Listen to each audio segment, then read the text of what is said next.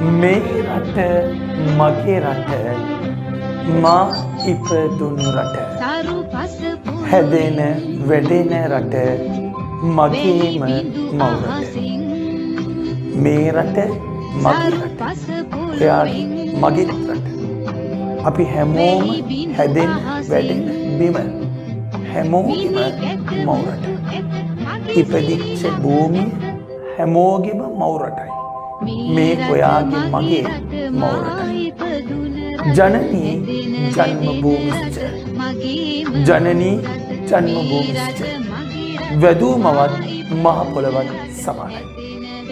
හරි අපූර්ව කවි පන්තියක් අරගෙන අද දවසේ මම ඔයත් එක්ක එකතු වෙනවා ඉස්මහින්ද හාමුදුරුවන්ගේ මුනිසිරිපා සිඹිමින්නේ. එහෙනම් සියලු දෙනාටම අයබෝවන් දරුවනේ. පුතේ ඔයාගේ මුනිසිරිපා සිඹිමින්නේ කවි පන්තිය ගැන කතා කරගෙන එනකොට මුලින්ම දැන් මේකේ ප්‍රශ්න පත්‍රයේ ලකුණු එකතු වෙන්නේ කොහොමද කියලා කතා කරන්න ඕනේ. දරුවනේ මුනිසිරිපා සිඹිමින්නේ කියන කවි පෙළ ගත්තට පස්සේ පේපර් එකට එනවා විචාර මාතෘකාවක් ලකුණු 15ක. සමහර ලකුණු 10ක විචාරයක් වෙන්නත් පුළුවන්. විචාර මාතෘකාවක් එනවා ලකුණු 15ක. ඒ විතරක් නෙමෙයි සාහිත්‍ය හරිද පැට්ටෝ අවබෝධ ප්‍රශ්නයක් එනවා. ඒකේ එනවා ලකුණු 2ක. එහෙම වුණොත් මේ අද දවසේ කතා කරන කොටස සම්පූර්ණයෙන් ලකුණු 17ක්. හරිද? අද දවසේ මම සාහිත්‍ය අවබෝධ ප්‍රශ්න ටික නම් කතා කරන්නේ නැහැ. මම කෙලින්ම කවි පන්තියේ කතා කරන්නයි ඍජුවම යන්නේ. පුතේ හරි ලස්සන කවි පන්තියක්. කතා කළ යුතු කවි පන්තියක්. පුතේ ඔයාට එන මුද නිරවුල්ව අහගන්න ආසාවෙන් අහගන්න. එතකොට පාඩම තේරෙනවා. Tamanට ඕනකමයි තියෙන්න ඕනේ. පුතේ ඔයාට එන මුනි සිරිපා සිඹිමින්නේ කියන කවි පෙළ. ඔය මුනිසිරිපා සිඹිමින්නේ කියන කවි පෙළ ගැන කතා කරගෙන යනකොට ඔය මුනිසිරිපා සිඹිමින්නේ කියන කවි පෙළ උපුටා ගැනීම සිද්ධ වෙන්නේ දරු නැල විල්ල හෙවත් දරුවනේ ජාතික තොටිල්ල කියන කවි පන්තියේ. ඔය දරු නැල විල්ල හෙවත් ජාතික තොටිල්ල කියන කවි පන්තියේ ඔක්කොම කවි තියෙනවා පැට්ටෝ 95ක්. ඒ 95න් ගත්ත කවි 10ක් තමයි මුනිසිරිපා සිඹිමින්නේ කියලා කියන්නේ. හරිද? කවි 95න් ගත්ත කවි 10ක් තමයි මුනිසිරිපා සිඹිමින්නේ කියන්නේ. ඔක රචනා කරන්නේ ටිබෙට් ජාතික එස් මහින්ද හිමියන් විසින්. ඔය මහින්ද හිමියන් විසින් රචිත අපූර්ව කවි පෙළක් තමයි ඔය මුනිසිරිපා සිඹිමින්නේ කියන්නේ. දරුවනේ ඔය මහින්ද හාමුදුරුව ගැන කතා කරගෙන යනකොට උන්වහන්සේ උපත ලබන්නේ ටිබෙට් රටේ සිකිම් දේශේ.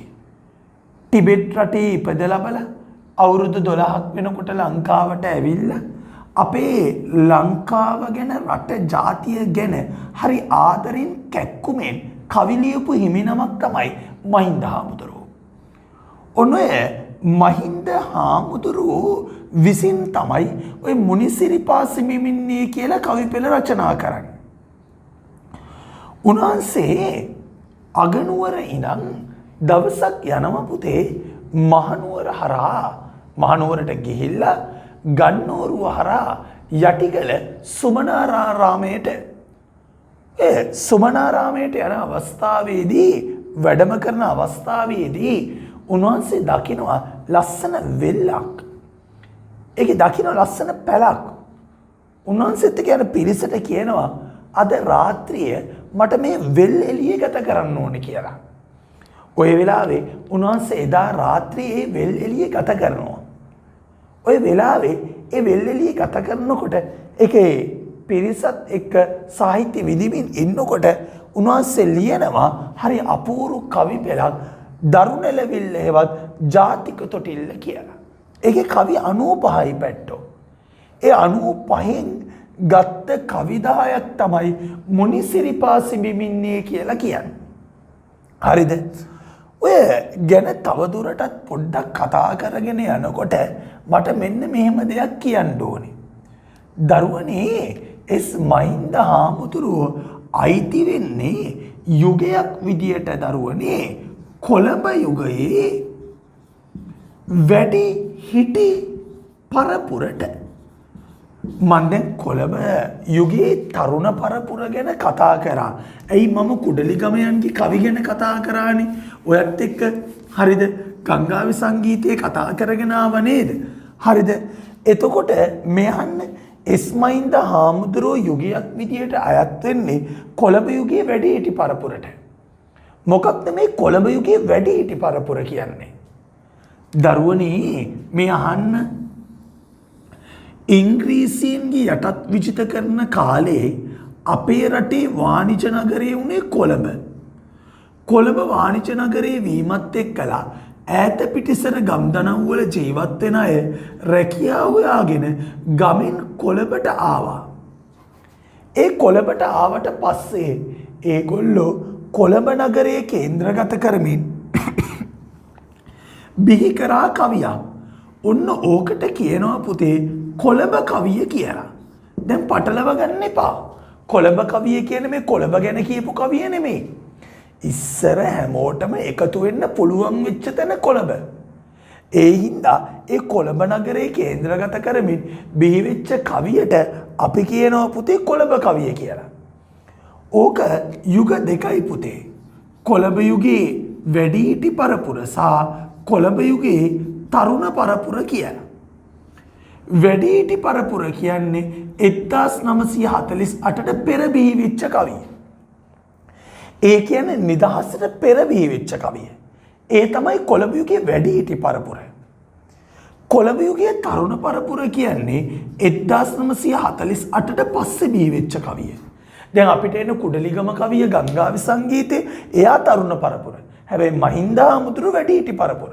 කුමාරතුංග මුනිදාස එස් මහින්ද හාමුදුරුවෝ ඒ විතරක් මේ පියදාස සිරිසේන ආනන්ද රාජකරුණා ඔන්න ඔය ආදි ජී.එච්. පෙරේරා ආදී කවීන් තමයි ඔය කොළඹ යුගයේ වැඩිහිටි පරපුර නියෝජනය කරේ.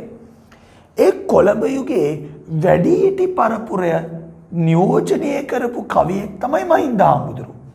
ඔය වැඩිහිටි පරපුරේ කවිය තුල මූලික ලක්ෂණ 3ක් තිබ්බ පැට්ටෝ.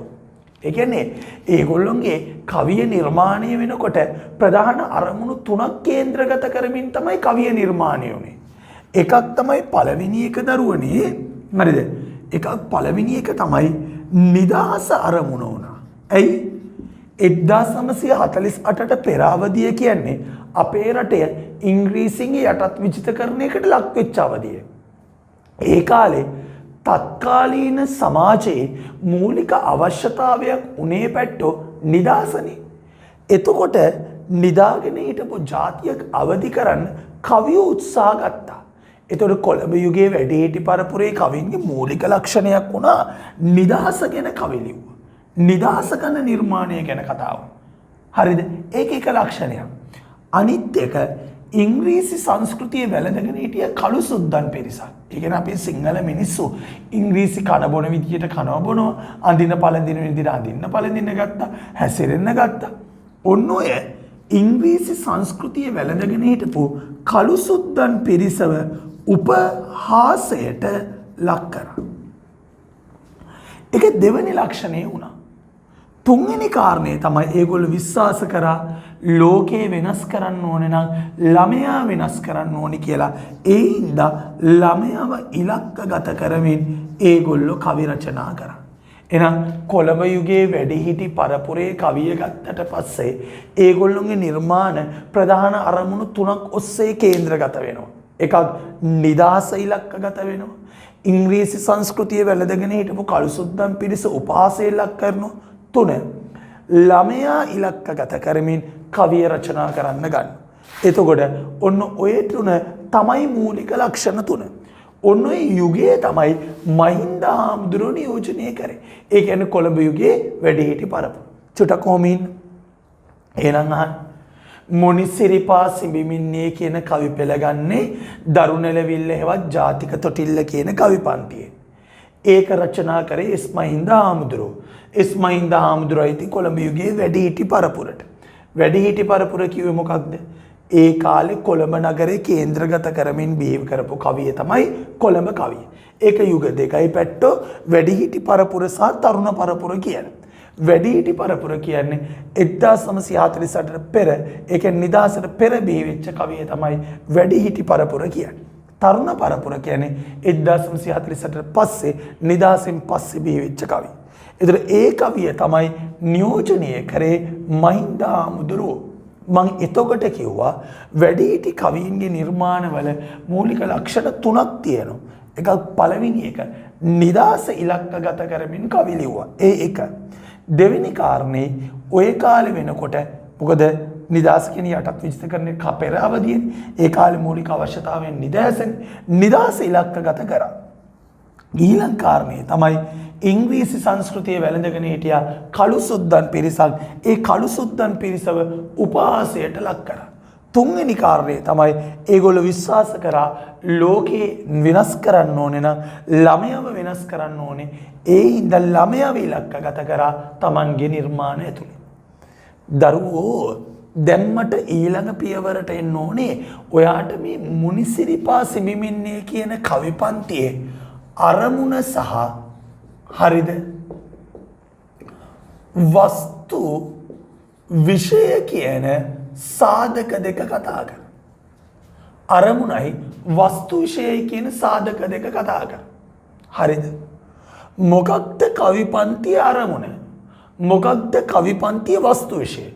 පැට්ටෝ මම ඔයාට ගංගාවි සංගීතයේ කතා කරද්දි toy දෙක කතා කරා. අරමුණ කියන්නේ මොකක්ද? සමාජයට මුදාහරින පණිවිඩය. ඒ අරමුණ.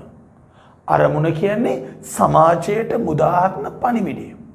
වස්තු විෂය කියන්නේ ඒක විකාශනය කරන සාධකය. දැන් ගංගාවි සංගීතය කියන එක ගත්තාම අරමුණ මොකක්ද කියලා ඇහුවොත් ඇත්තටම ගංගාවක් ඇසුරෙන් මිනිස් ජීවිතය ගැන කතා කරා. ගංගාවි සංගීතය.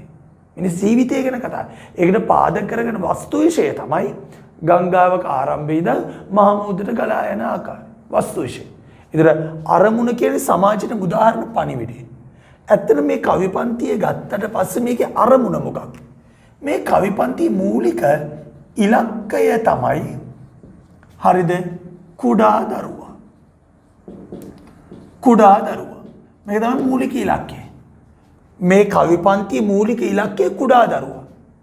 කුඩා අවදියේ ඉඳන් රට ජාතිය පිළිබඳව හැඟීම් ජනිත කරන්න. රටට ආදරය කරන දරුවෙක් වෙන්න ඕනේ. රට ආගම ජාතිය ඔය හැමදේ අපිට හැඟීමක් ඇති කරන්න. ඒ විතරක් නෙමෙයි ගුණ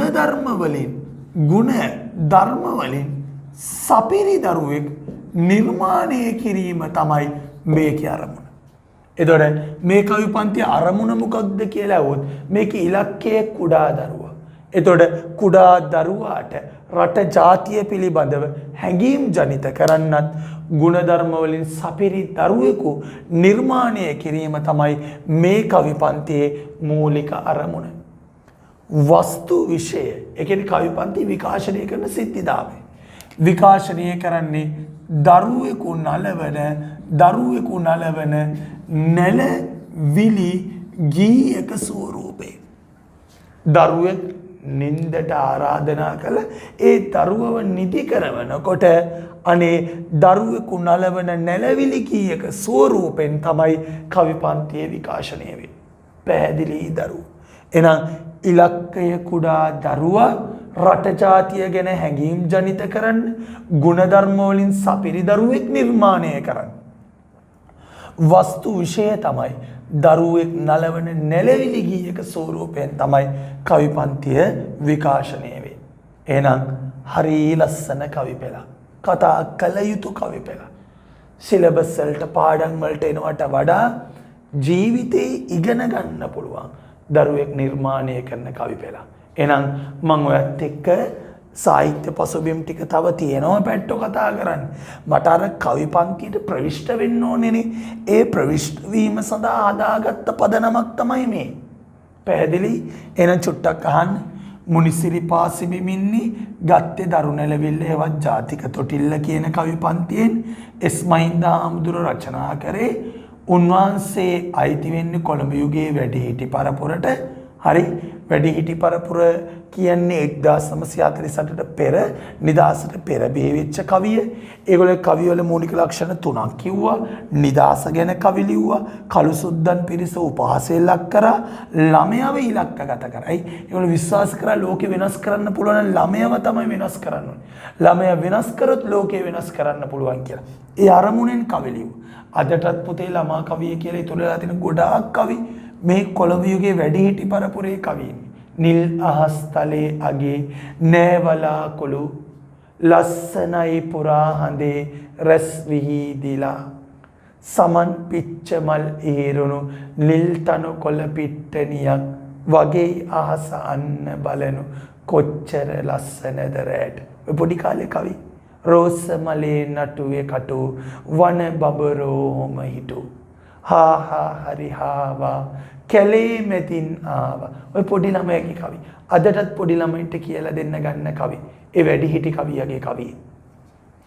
එතකොට මං ඒකම කතා කරා ඔයාට එන මුනිසිරිපා සිඹිමින්නේ කවි පෙළ ගත්තට පස්සේ මේකේ අරමුණ කුඩා දරුවා කියලා කිව්වා. ඉලක්කගත වෙන්නේ ඒ දරුවට රට ජාතිය පිළිබඳව හැඟීමක් ඇති කරන එක කවි පන්තියේ මූලික අරමුණයි කියලා කිව්වා. ඒ විතරක් නෙමෙයි ඒ අසුරින් ගුණධර්ම වලින් සපිරි දරුවෙක් නිර්මාණය කරන්න අරමුණු කරගත්තයි කියලා කිව්වා. ඒ විතරනේ වස්තු විශේෂ විදියට මම කතා කරා දරුවෙක් නලවන නැලවිලි ගීයක ස්වරූපෙන් තමයි කවි පෙළ විකාශනය වෙන්නේ කියලා. හරි නේද පුතේ? එහෙනම් අපිට කවි පන්තිය කතා කරන්න තියෙන්නේ. ඔයා බලන්න ගිය මාසෙ ටියුට් එකත් එක්ක දීලා තිබ්බ ලොකු කොලයක් මුනිසිරිපා සිඹිමින්නේ කියලා. ඒ කොලේ උඩට අරගෙන එන්න මගේ පැත්තට.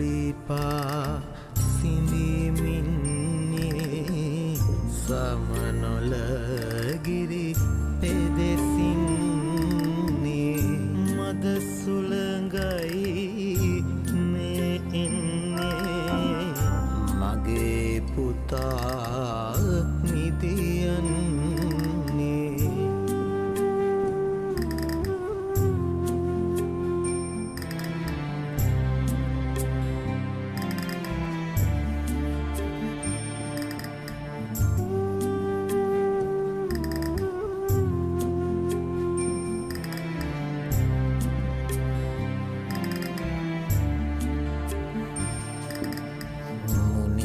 සිරිපා සිඹිමින්නේ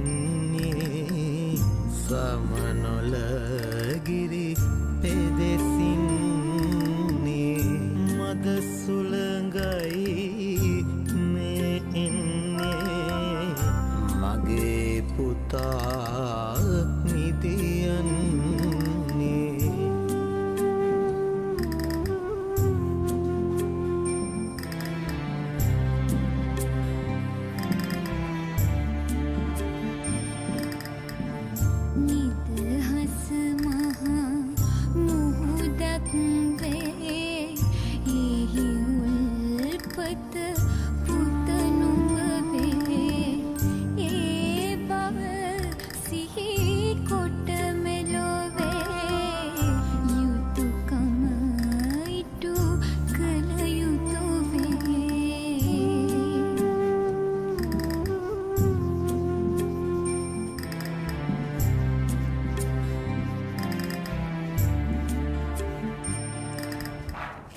හරි පුතේ.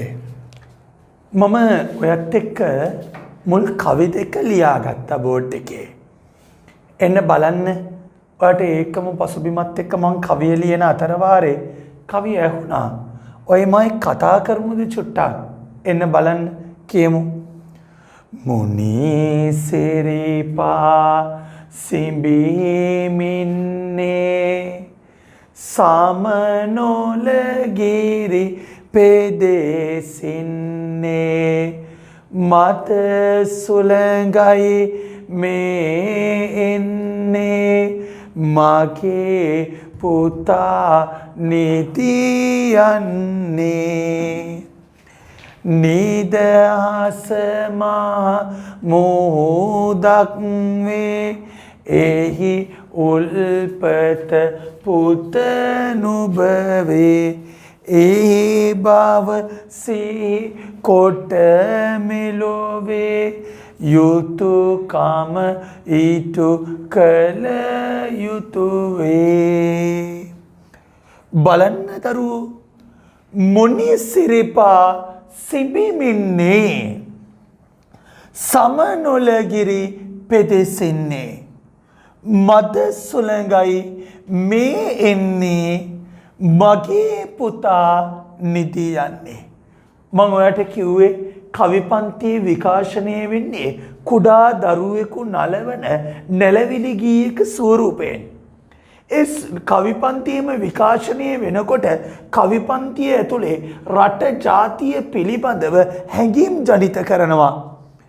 කුඩා දරුවා නිදි හැබැයි ඒ දරුවා නිදිය ගන්නකොට ඒ දරුවව ස්පර්ශ කරන සුළඟ පැමිණෙන්නේ පුතේ ශ්‍රීපාද අඩවියේ ඉඳන් බලන්න ශ්‍රීපාද අඩවිය ස්පර්ශ කරපු සුළං ධාරාව තමයි මේ දරුවා වෙත ගැටෙන්නේ මුනිසිරිපා සිඹිමිනේ ශ්‍රීපාද අඩවිය ස්පර්ශ කරපු ස්ථානයේ ඉඳන් මේ සුළං ධාරාව දරුවා ස්පර්ශ කරනවා සමනල ගිරි පෙදෙසින්නේ සමනල ගිර කියන්නේ කන්ද සමනල කන්ද දෙසින් ශ්‍රීපාදි ස්පර්ශ කරපු සමනල කන්ද දෙසින් හමන සුළඟයි දරුවට එන්නේ පුතේ ඇයි කවියා කවි පන්තිය එකතු කරනකොටම ශ්‍රීපාද අඩවියම මේකට තෝරගත්තේ කවියට තිබුණනේ උසම කඳුවැටිය පිදුරු තලාගල ඉඳන් එනවයි කියලා කියන්නේ නකල්ස් ඉඳන් එනවා කියලා කියන්නේ අනේ පුතේ කොහේ හරි කඳුවැටියක් මේකට ආදේශගත කරන්න තිබුණනේ ඇයි ශ්‍රීපාද අඩවියම කියන්නේ දැන් අපේ බෞද්ධ දරුවෝ කියයි ශ්‍රීපාද අඩවියේ තෝරගන්නේ බුදුහාමුදුරන් ශ්‍රීපාදයේ සටහන් තියෙනවා කියලා. ඔව් හරි. හැබැයි පුතේ ඒක අර්ධ උත්තරයක්. ඔය දන්නවද? ශ්‍රීපාද අඩවිය කියන්නේ ಜಾති කුලමල ආගම් ભેදයකින් තොරව සියලු දෙනා වන්දනාමාන කරන පුදබිම.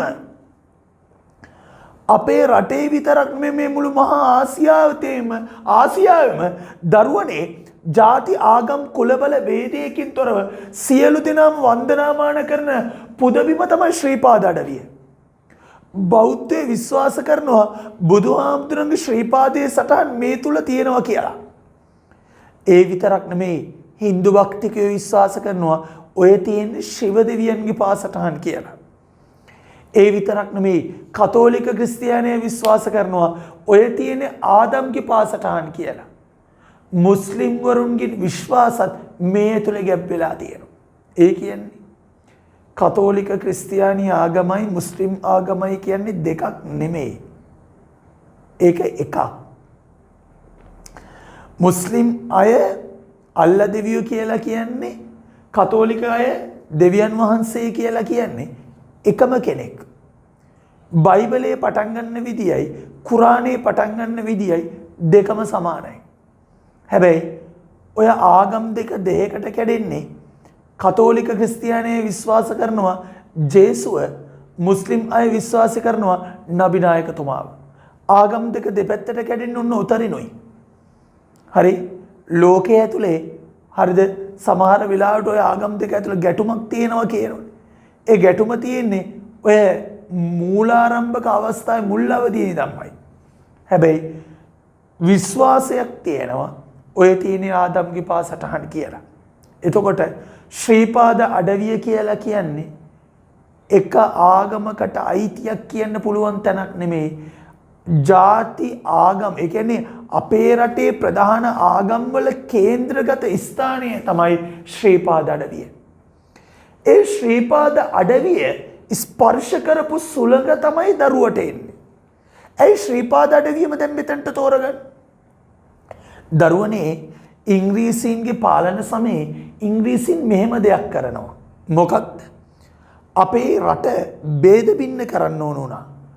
ඒගොල්ලන්ට අපේ රටේ මිනිස්සු අතර කුලල් කා ගන්න ඕන වුණා. ඒ හින්දා ඒගොල්ලෝ මොකද කරේ? ජාතීන් වශයෙන් වාර්ගික නියෝජනයක් සිද්ධ කරා. ඉතිහාසය ඉගෙන ගන්න ඔයා බලන්න වාර්ගීකරණේ නියෝජනය ගන්නකොට ඉස්සර ඉංග්‍රීසි කාලේ උඩරට සිංහල මෙච්චර, පහතරට සිංහල මෙච්චර, ද්‍රවිඩ මෙච්චර, මුස්ලිම් මෙච්චර, බර්ග මෙච්චර කියලා අර වාර්ගික නියෝජනයක් කරේ. ඒ වාර්ගික නියෝජනය කරේ ජාතීන් වශයෙන් එකතු වීම වළක්වන්න.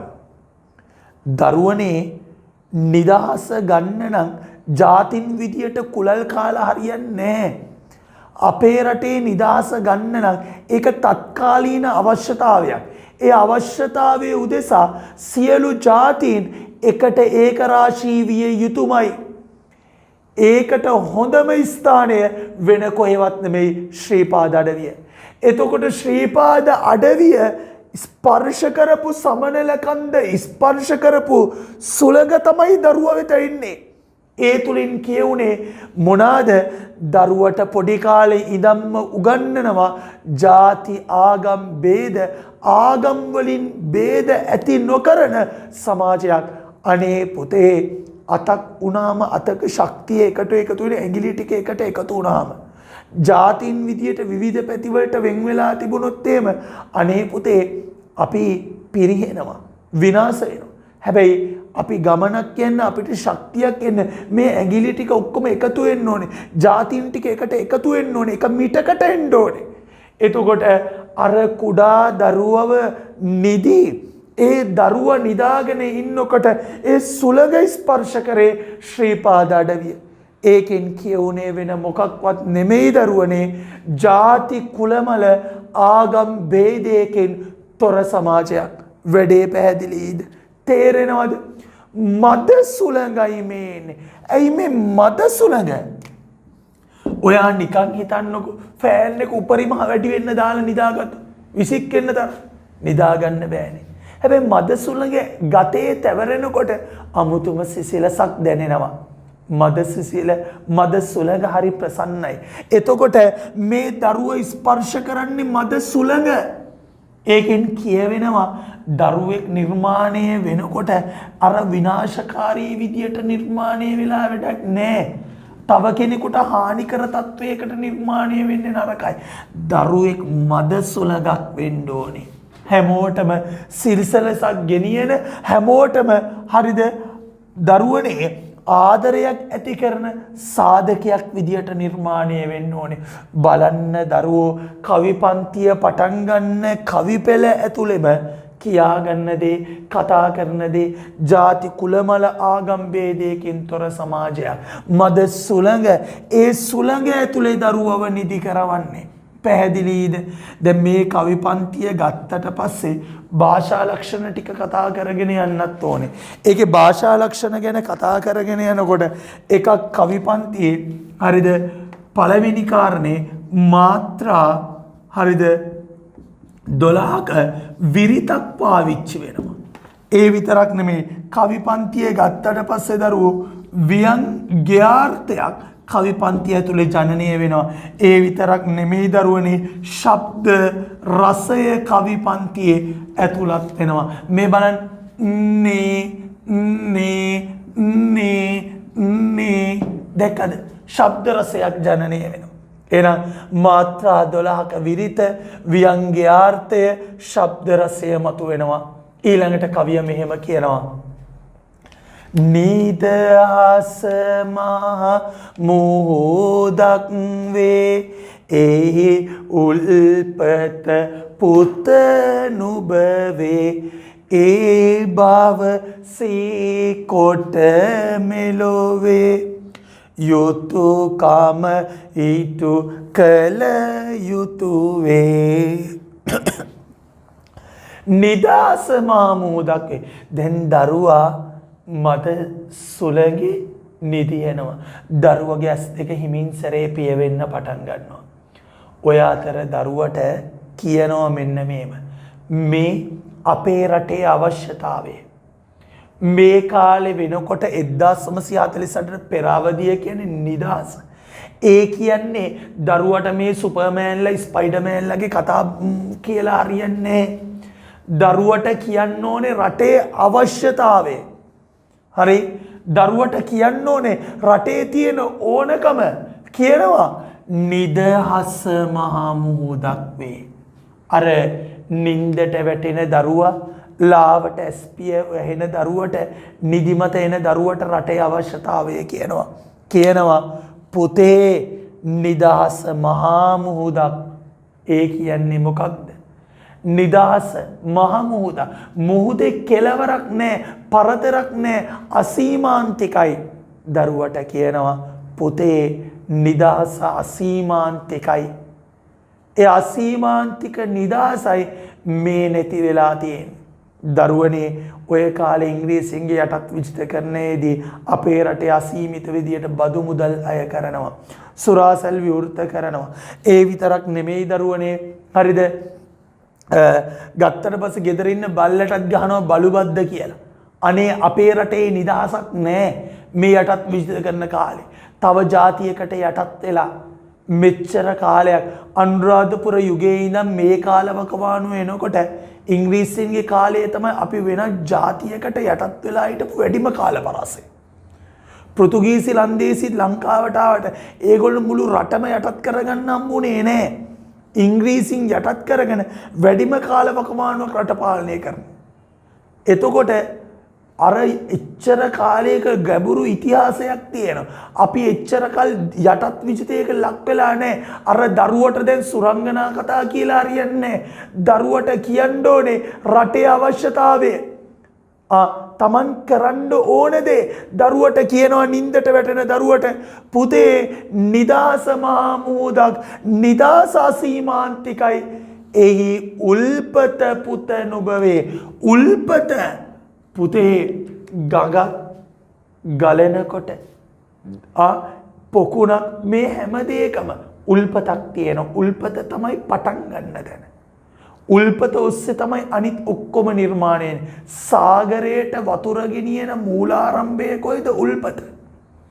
හරිද? ඒ කියන්නේ මේ හැම එකටම අයිතිය තියෙන්නේ උල්පත ළඟ. මං අහනවා මෙහෙම ඔයා කාටද අයිති කියලා? ඔයා වෙන කාටවත් නෙමෙයි ඔයා අම්මා තාත්තට අයිති. ඇයි? ඔයාව ජාතක කරේ මිනිස්සු. ඔබ උල්පත ඒ මිනිස්සු. එතකොට කවිය කියනවා නිදහස ආසීමාන්තිකයි.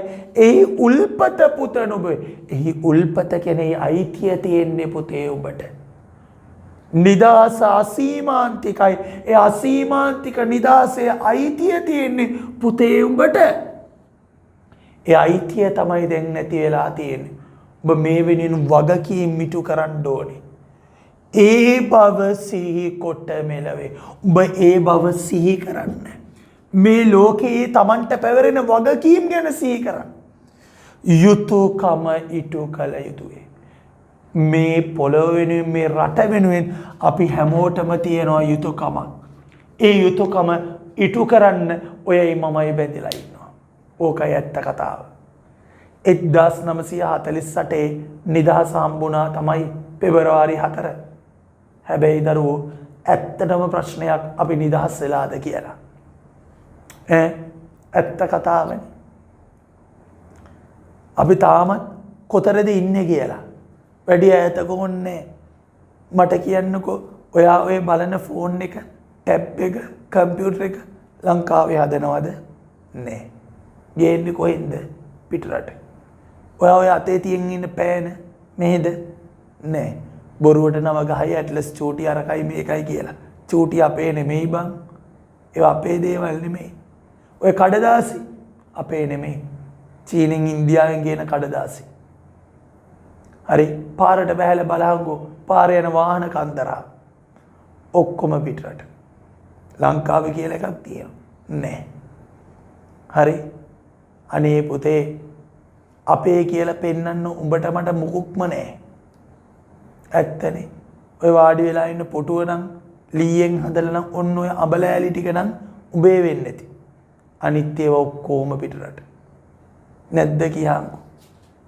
අපේ මිනිස්සු ජපානයේ ඉඳන් ගෙනාපු කාර් එකකට නැගලා ඇමරිකාවෙන් එන කොකා කෝලා එකකුත් බොන ගමන් සිංගප්පූරුවෙන් ගේන ඩෙනිමුකුත් අරන් ඉන්දියාවෙන් ගෙන ටී-ෂර්ට් එකකුත් ඇඳන් කාර් එකේ යන ගමන් වාහනේ පිටිපස්සේ ගහන් යනවා සිංහලේ කියලා. මොකද්ද බම්මුගේ සිංහලේ? ඔක්කොම පිට රටනේ බං. නැද්ද කියාංකෝ? සිංහලේ කියලා ගහපන් දවසක මේ රටේම හැම දෙයක්ම නිර්මාණය වෙනවනම් අපේ රටේ නිර්මාණය වෙන්නේ නැහැ පුතේ. ඉතින් කොහෙද අපේ සල්ලි පිට රටට යනවා. අපේ රට ඇතුලේ දේශීය දේ නිපද වෙන්නේ නැහැ. 1948 නාම මාත්‍රිකව අපිට නිදහසක් හම්බුණා තමයි. හැබැයි ඇත්තටම දරුවෝ අපි නිදහස් නෑ. මම කියන්නේ අපේ රටක් නිර්මාණය වෙන්න නම් අපේ රට ඇතුලේ දේශීය දේ නිපද වෙන්න ඕනේ. නිර්මාණය වෙන්න. නිකම් මෙහෙම හිතන්නකො. තාත්තා ගේනවා පඩිය. ඒ ගේන පඩියෙන් හැමදාම කඩෙන් උදේ දවල් රෑම කඩෙන් කනවනම් ගෙදර සල්ලියක් ඉතුරු වෙයිද? නෑ නේද? අපි කරන්නේත් ඔය දේ නෙමෙයිද පුතේ? අපිට ගමනක් තියෙන උඹ අනාගත පරම්පරාව. මේ රට ඔබට බාරයි. මතක තියාගන්න. ඒ කාලේ නිදහස ඔය කියන වචනේ හම්බුණා තමයි. ඒ වුණාට දරුවෝ තාමත් නිදහසක් අපිට නැහැ. අපි තාමත් යටත් විජිතකරණයේ වහල්ලුම තමයි. එතකොට අපේ හාමුදුරුව කියනවා නිදහස අසීමාන්තිකයි. එහි උල්පත, එහි අයිතිය තියෙන්නේ පුතේ ඔබට. ඔබ ඒ ගැන සිහි කරපන්. ඔබ සිහි කරලා ඔබට පැවරෙනවා මේ රට ජාතිය වෙන යුතුයකමක්. ඒ යුතුයකම ඉටු කරන්න ඔබ බැඳිලා ඉන්නවා කියලා. පුතේ කවි පන්තිය ගත්තට පස්සේ කවි පන්තිය රූපක අවස්ථා තියෙනවා. ඔයා ඔය කවිය ළඟින්ම ලියන්න හොඳේ. රූපක නොලිය ඉන්න එපා. කට බලියගෙන වගේ අරගෙන බොකා දෙකා වගේ ලියාගන්න. රූපක තියෙනවා. රූපක කියන්නේ මෙන්සේ බඳු නිපාත නැතුවත් සමාන කරන මේ බය නිදහස මහ මුහුදක් නේද? රූපක. ඒ විතරක් නෙමෙයි. කවි පන්තිය ගත්තට පස්සේ බස්වහර, සරල බස්වහර කවි පන්තිය ඇතුලේ තියෙන. හරි ලේසි. ලොකු කතන්දරයක් කවි පන්තිය ඇතුලේ එකතු වෙන්නේ නැහැ. ඒ විතරක් නෙමෙයි. කවි පන්තිය ඇතුලේ මේකේ ව්‍යංග්‍යාර්ථයක් තියෙනවා. මොනවාද?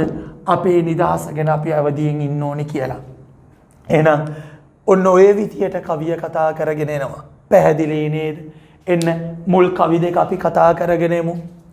මුනි සිරිපා සිඹිමින්නේ සමනොල ගිරි පෙදෙසින්නේ මත සුළඟයි මේ එන්නේ මගේ පුතා නිතියන්නේ නිදහසමා මුහුදක් වේ එහි උල්පත පුත නුඹ වේ ඒ බව සිහි කොට මෙලොවේ යුතුයකම ඉටු කළ යුතු වේ.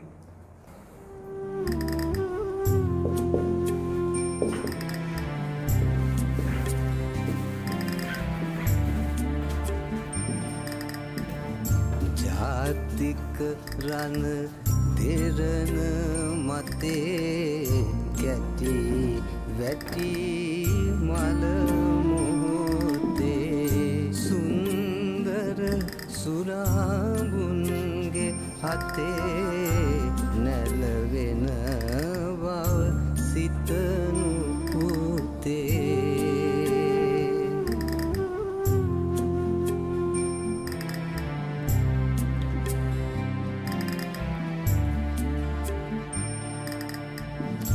කරදර දහසක් හමුවේ එන්ටකේ නම් සිනාවෙවේ ඔහු මෙලොවට පහළ දෙවී රජකැයි සලකනු මැනවී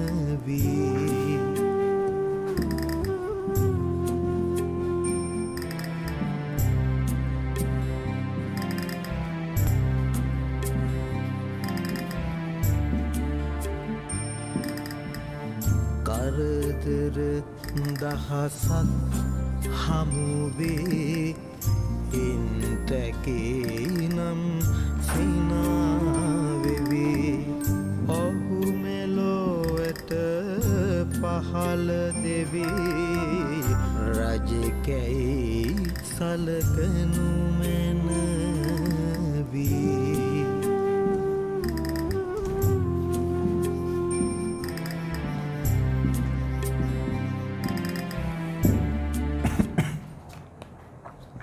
හරි පුතේ. එන්න බලන්න අපි කවි පන්තියේ කතා කරමු. එන්න. එන්න.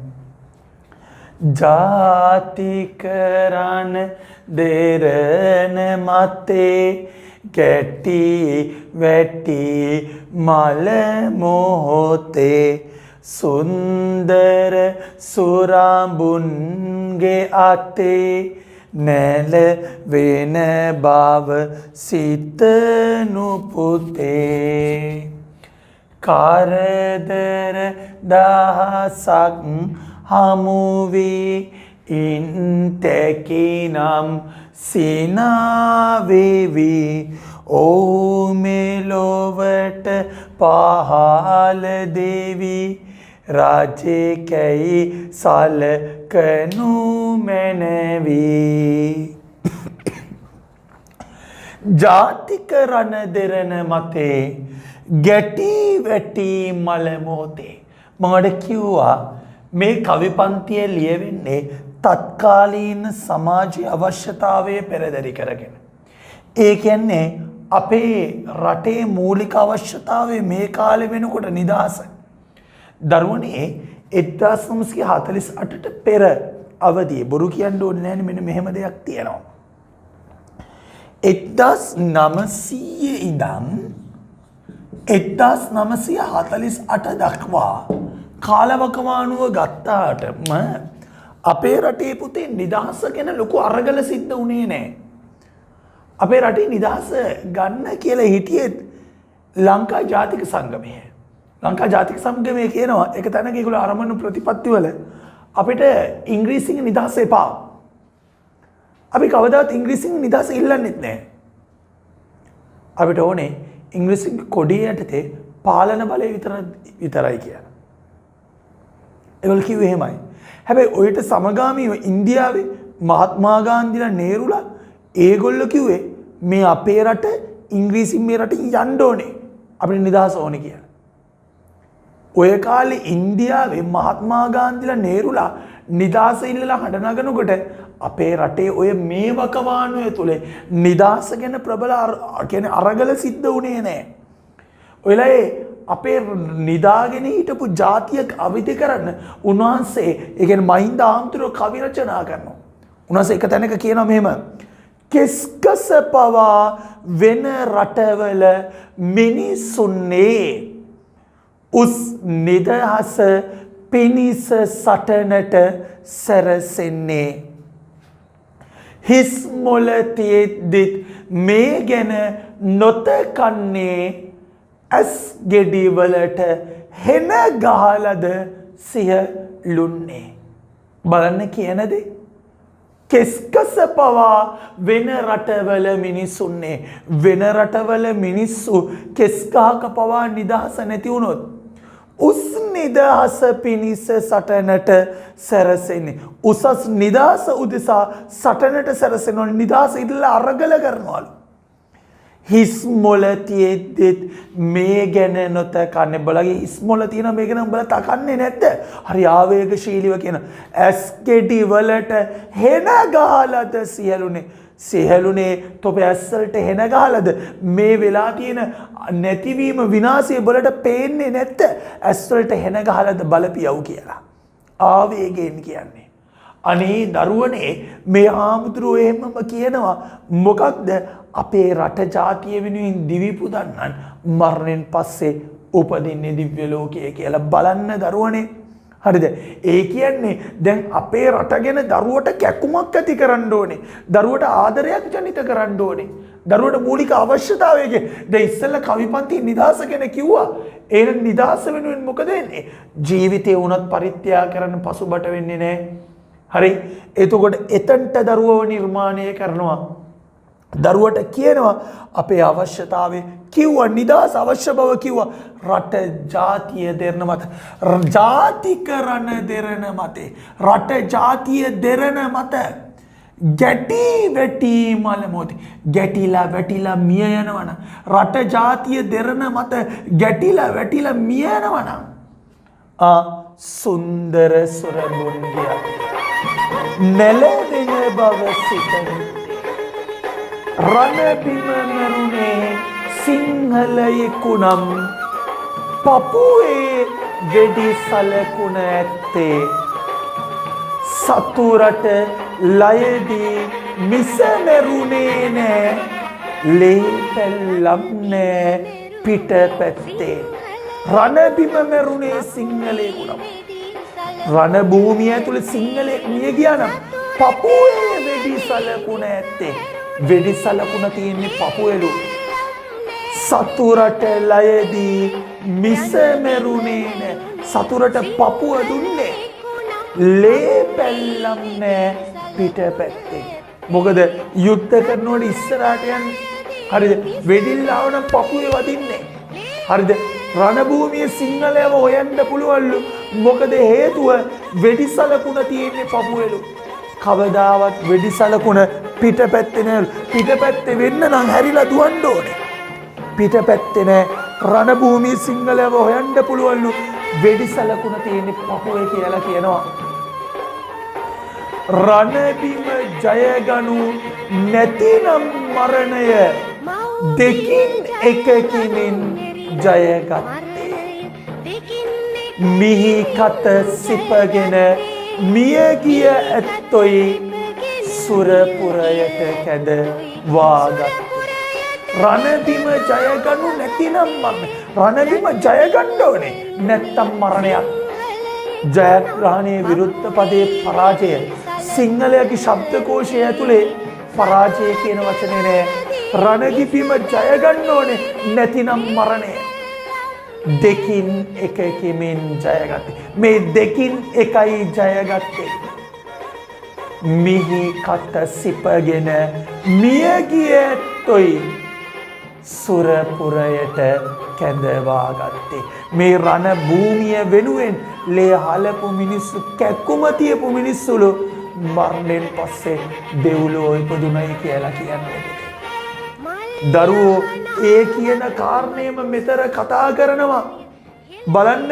ජාතිකරණ දෙරණ මතේ රට ජාතිය දෙරණ මත ගැටිලා වැටිලා මැරුණොත් අර දරුවා නලවනවා ඒ නලවන දරුවට කියනවා පුතේ රට ජාතිය දෙරණ මත ගැටිලා වැටිලා මැරුණොත් මේ රට වෙනුවෙන් ඔබ ප්‍රාණ පරිත්‍යාගය සිද්ධ කරොත් සුන්දර සුරඹුන්ගේ අතේ නැලවෙන බව සිතනු පුතේ සුරඹුන් හම්බ වෙන්නේ දිව්‍ය ලෝකේ එතකොට කියන මරණයට පස්සේ උඹ ඉපදෙන්නේ දිව්‍ය ලෝකේ එතකොට උඹව නලවන්නේ සුරඹුන් දෙවගණ ඒකෙන් උඹ මරණයෙන් පස්සේ උපත ලබන්නේ වෙන කොහෙවත් නෙමෙයි දෙව්ලොව කියලා රට ජාතිය දෙරණ මත ගැටෙලා වැටිලා මැරෙනවන මරණයෙන් පස්සේ ඒ මිනිසුන් උපත ලබන්නේ දෙව්ලොවලු දරුවට කියනවා ඔබ නැලවෙන්නේ සොරබුන් අතේ කියලා බලන්න පුතේ උන්වහන්සේ විදේශිකයෙකු විදියට ඇවිල්ලා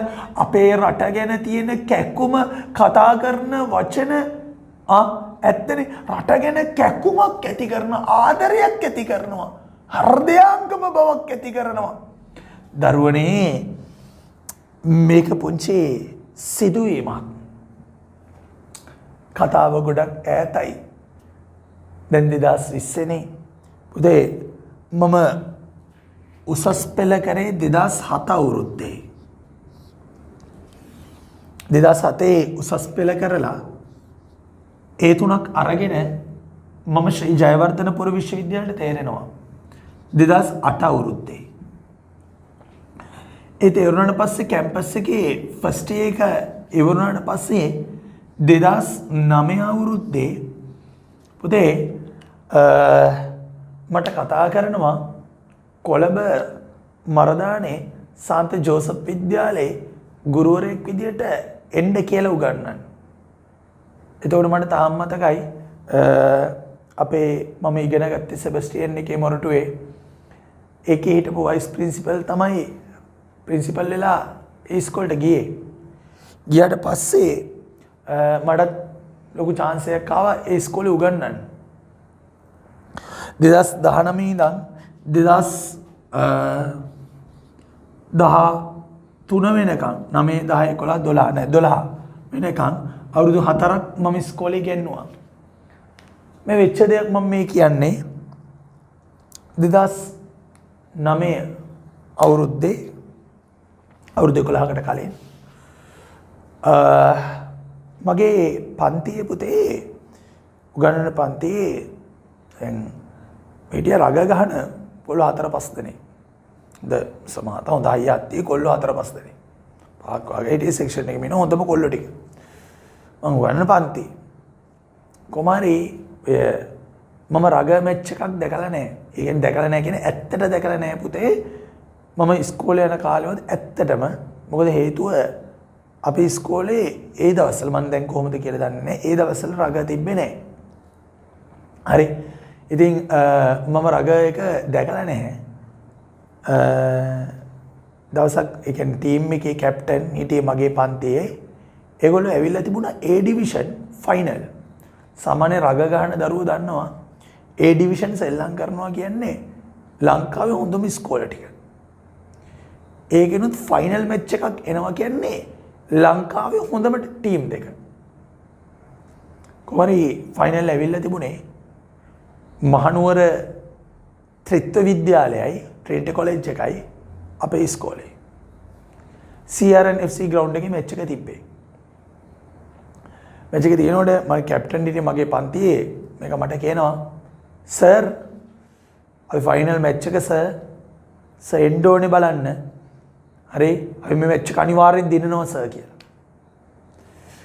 ඉතින් සාමාන්‍යයෙන් ඉස්කෝලේ ලොකු සපෝට් එකක් තියෙනවා රගවලට. මට මතකයි මැච් එක තියෙනකොට මමත් ගියා මැච් එක බලන්න. එදා තමයි මම ලයිව් හරි රග මැච් එකක් බලන්නේ. සාමාන්‍යයෙන් මම මේකේ රග මැච් එකේ නීති කොහොමද කියලා මම දන්නේ නැහැ. හැබැයි මම දන්න සිද්ධිය මෙහෙමයි. මේ පැත්තේ ඉන්න අය එහා පැත්තේ ගෝල් එක තියෙනවා. එහා පැත්තේ ඉන්න අය මේ පැත්තේ ගෝල් එක තියෙනවා. හෙනම සෙනග පට්ට ක්‍රවුඩ් එක මැච් එක බලන්න. ඇත්තටම දැන් සමහර පැතිවල ජනප්‍රිය ක්‍රීඩාව ක්‍රිකට් වෙනකොට කොළඹ ජනප්‍රිය ක්‍රීඩාව රග. හරි.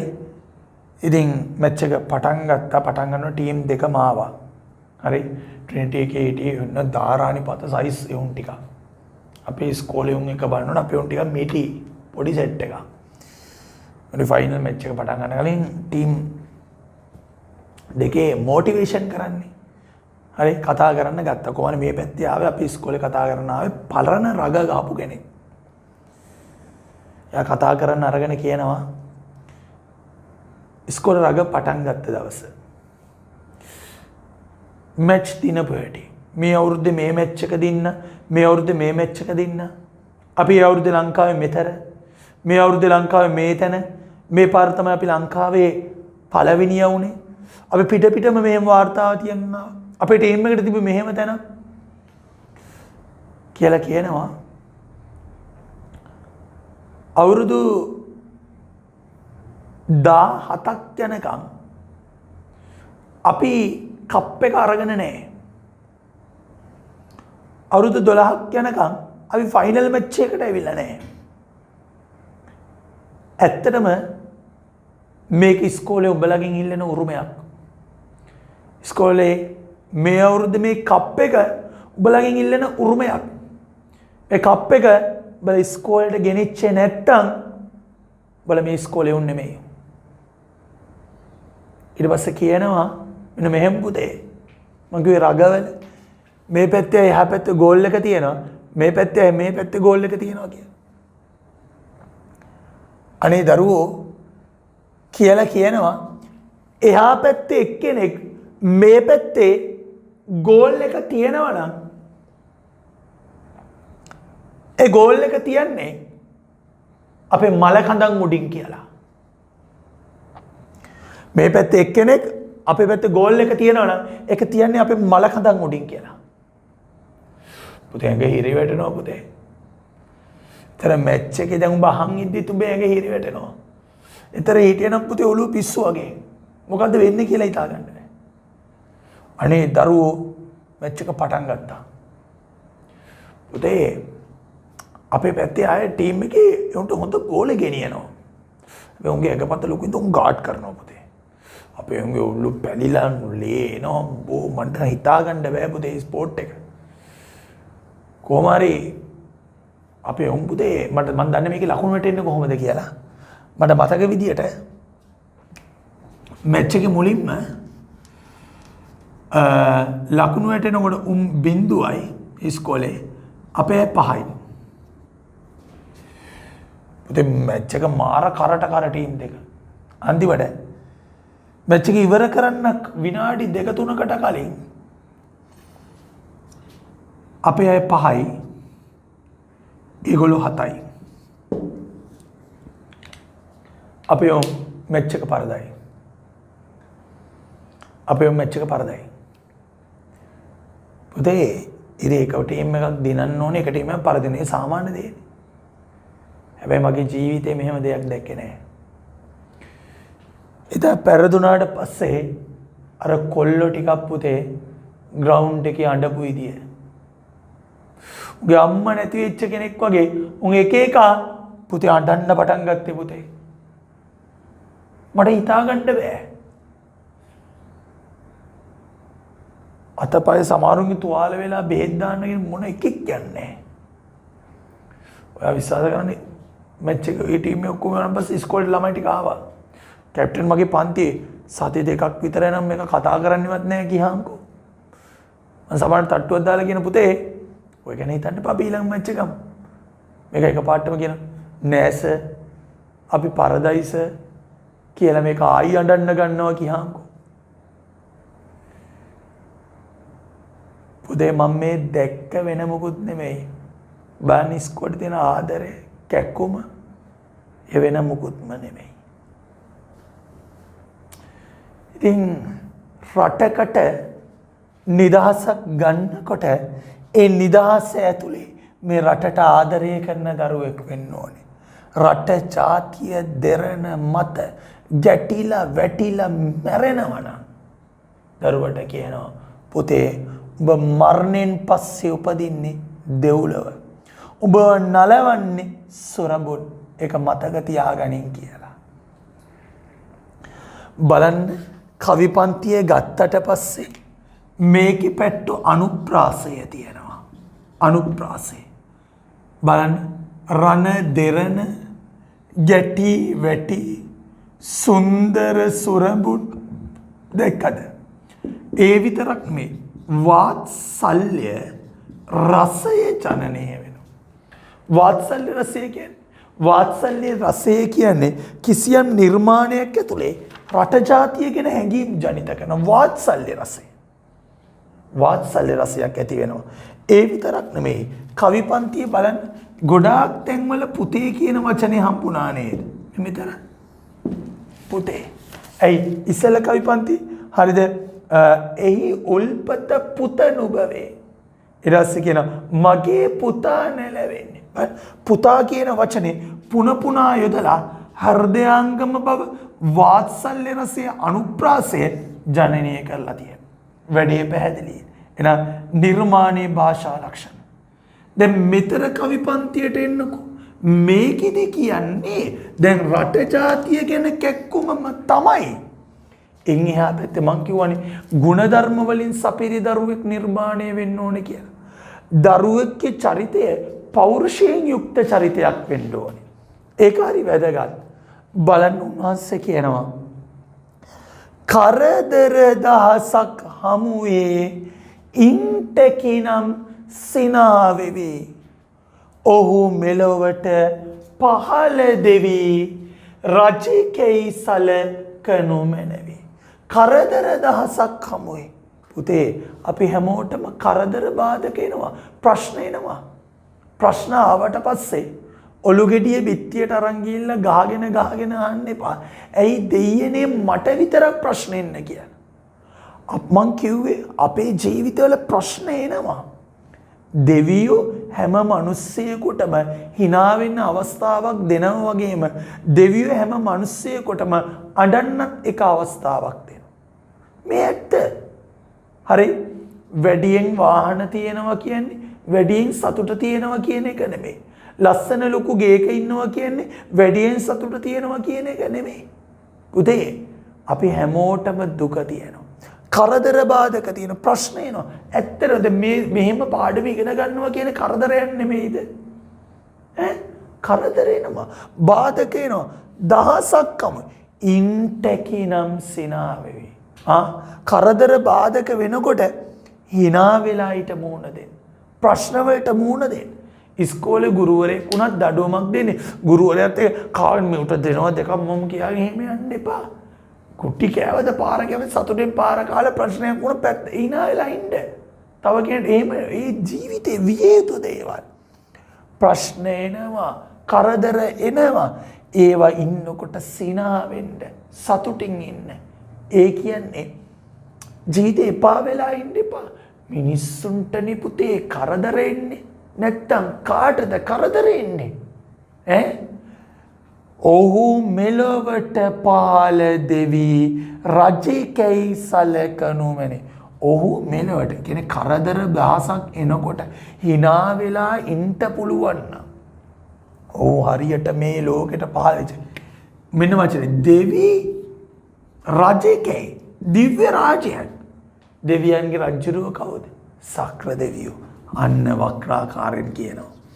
හරි සලකනු මැනේ.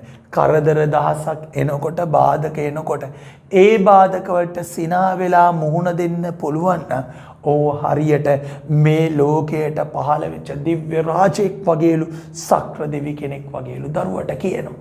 එහෙනම් මුල් කවි තුනෙන්ම කරේ රට ජාතිය ගැන හැඟීම් ජනිත කරා.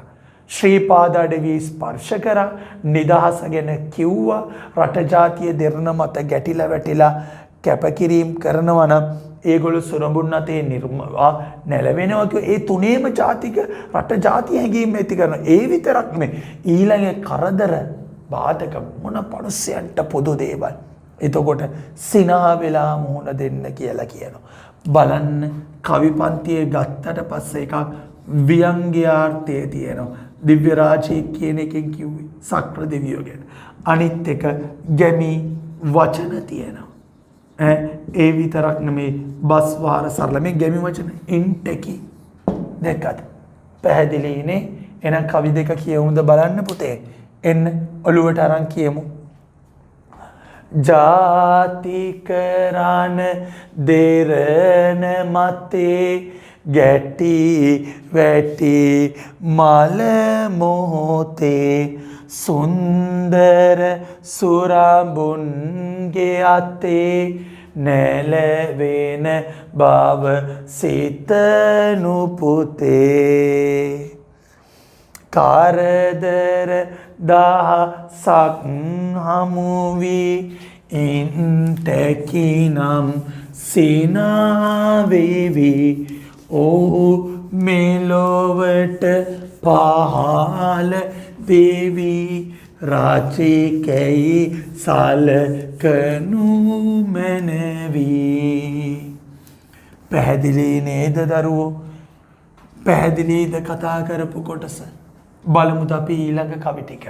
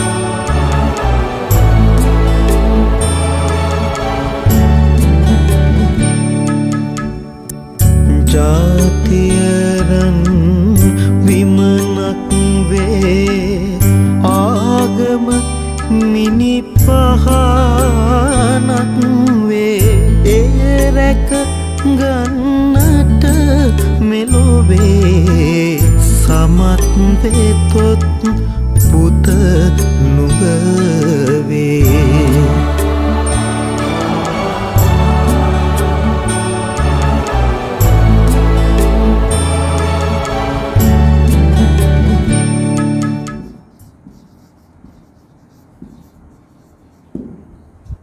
හරි පුතේ එන්න බලන්න අපි කියවමුද බලන්න කවි පන්තිය කතා කරන්න හැම දරුවෙක්ම තමන් ලැබූ දිවි පෙවෙතේ කොටසක් රට සමය වෙතේ පුද නොකළොත් උඹෙන් පුතේ මෙලොවට කිසි පලක් නැතේ ජාතියරන් විමනක් වේ ආගම මිනි පහනක් වේ එය රැකගන්නට මෙලොවේ සමත් වෙතොත් පුත නුඹ වේ බලන්න දරුවෝ මෙන්න මෙහෙම කියනවා තමන් ලැබූ දෙවි පෙවෙතේ කොටසක් රට සමය වෙතේ පුද නොකළොත් උඹෙන් පුතේ මෙලොවට කිසි පලක් නැතේ තමන් ලැබූ දිවි පෙවෙතේ ඔන්න හාමුදුරුවෝ මෙහෙම කියනවා තමන් ලැබූ පිවිපෙවෙතේ දැන් දරුවා නලවනවා නලවන ගමන් දරුවට කියනවා අපි ලැබපු ජීවිතෙන් කොටසක් රට සමය වෙතේ කොටසක් රට සමය කියලා කියන්නේ ආගම අපි ලැබපු ජීවිතයේ තියෙනවානේ ඒ ජීවිතෙන් කොටසක් රටට ආගමට වෙන් කරන්න ඕනේ අනික් කොටස තමන්ගේ පවුල තමන්ට කියන සාධක ටික අනිවාර්යෙන්ම අපි හැමෝම අපේ ජීවිතෙන් කොටසක් රටට අපේ ආගමට අපේ ජාතියට හරිද වෙන් කළ යුතුමයි තමන් ලැබූ දිවි කොටස පෙවෙතේ කොටසක් රට සමය වෙතේ හරිද පුද නොකළොත් උඹෙන් පුතේ ඒ කැපකිරීම කරේ නැත්නම් අපේ රටට අපේ ආගමට දරුවෝ මෙහෙම දෙයක් තියෙනවා මෙතන අපි ආගම් විදියට වෙන වෙනම හිතන්න ගත්තොත් මේක වැඩේ අවුල්. උතර සමය කියන එකෙන් මට දැනෙන යටිපෙළ තමයි සංස්කෘතිය කියන එක. ඒක සංස්කෘතිය. දරුවෝ මේ අපි හැමෝගෙම රටනේ. අපි හැමෝගෙම මාතෘ භූමිය. අපි උපන් බිම මව් බිම. හරිද? ජනනී ජන්ම භූමිස්ච වැදූමවත් මහ පොළවත් සමානයි.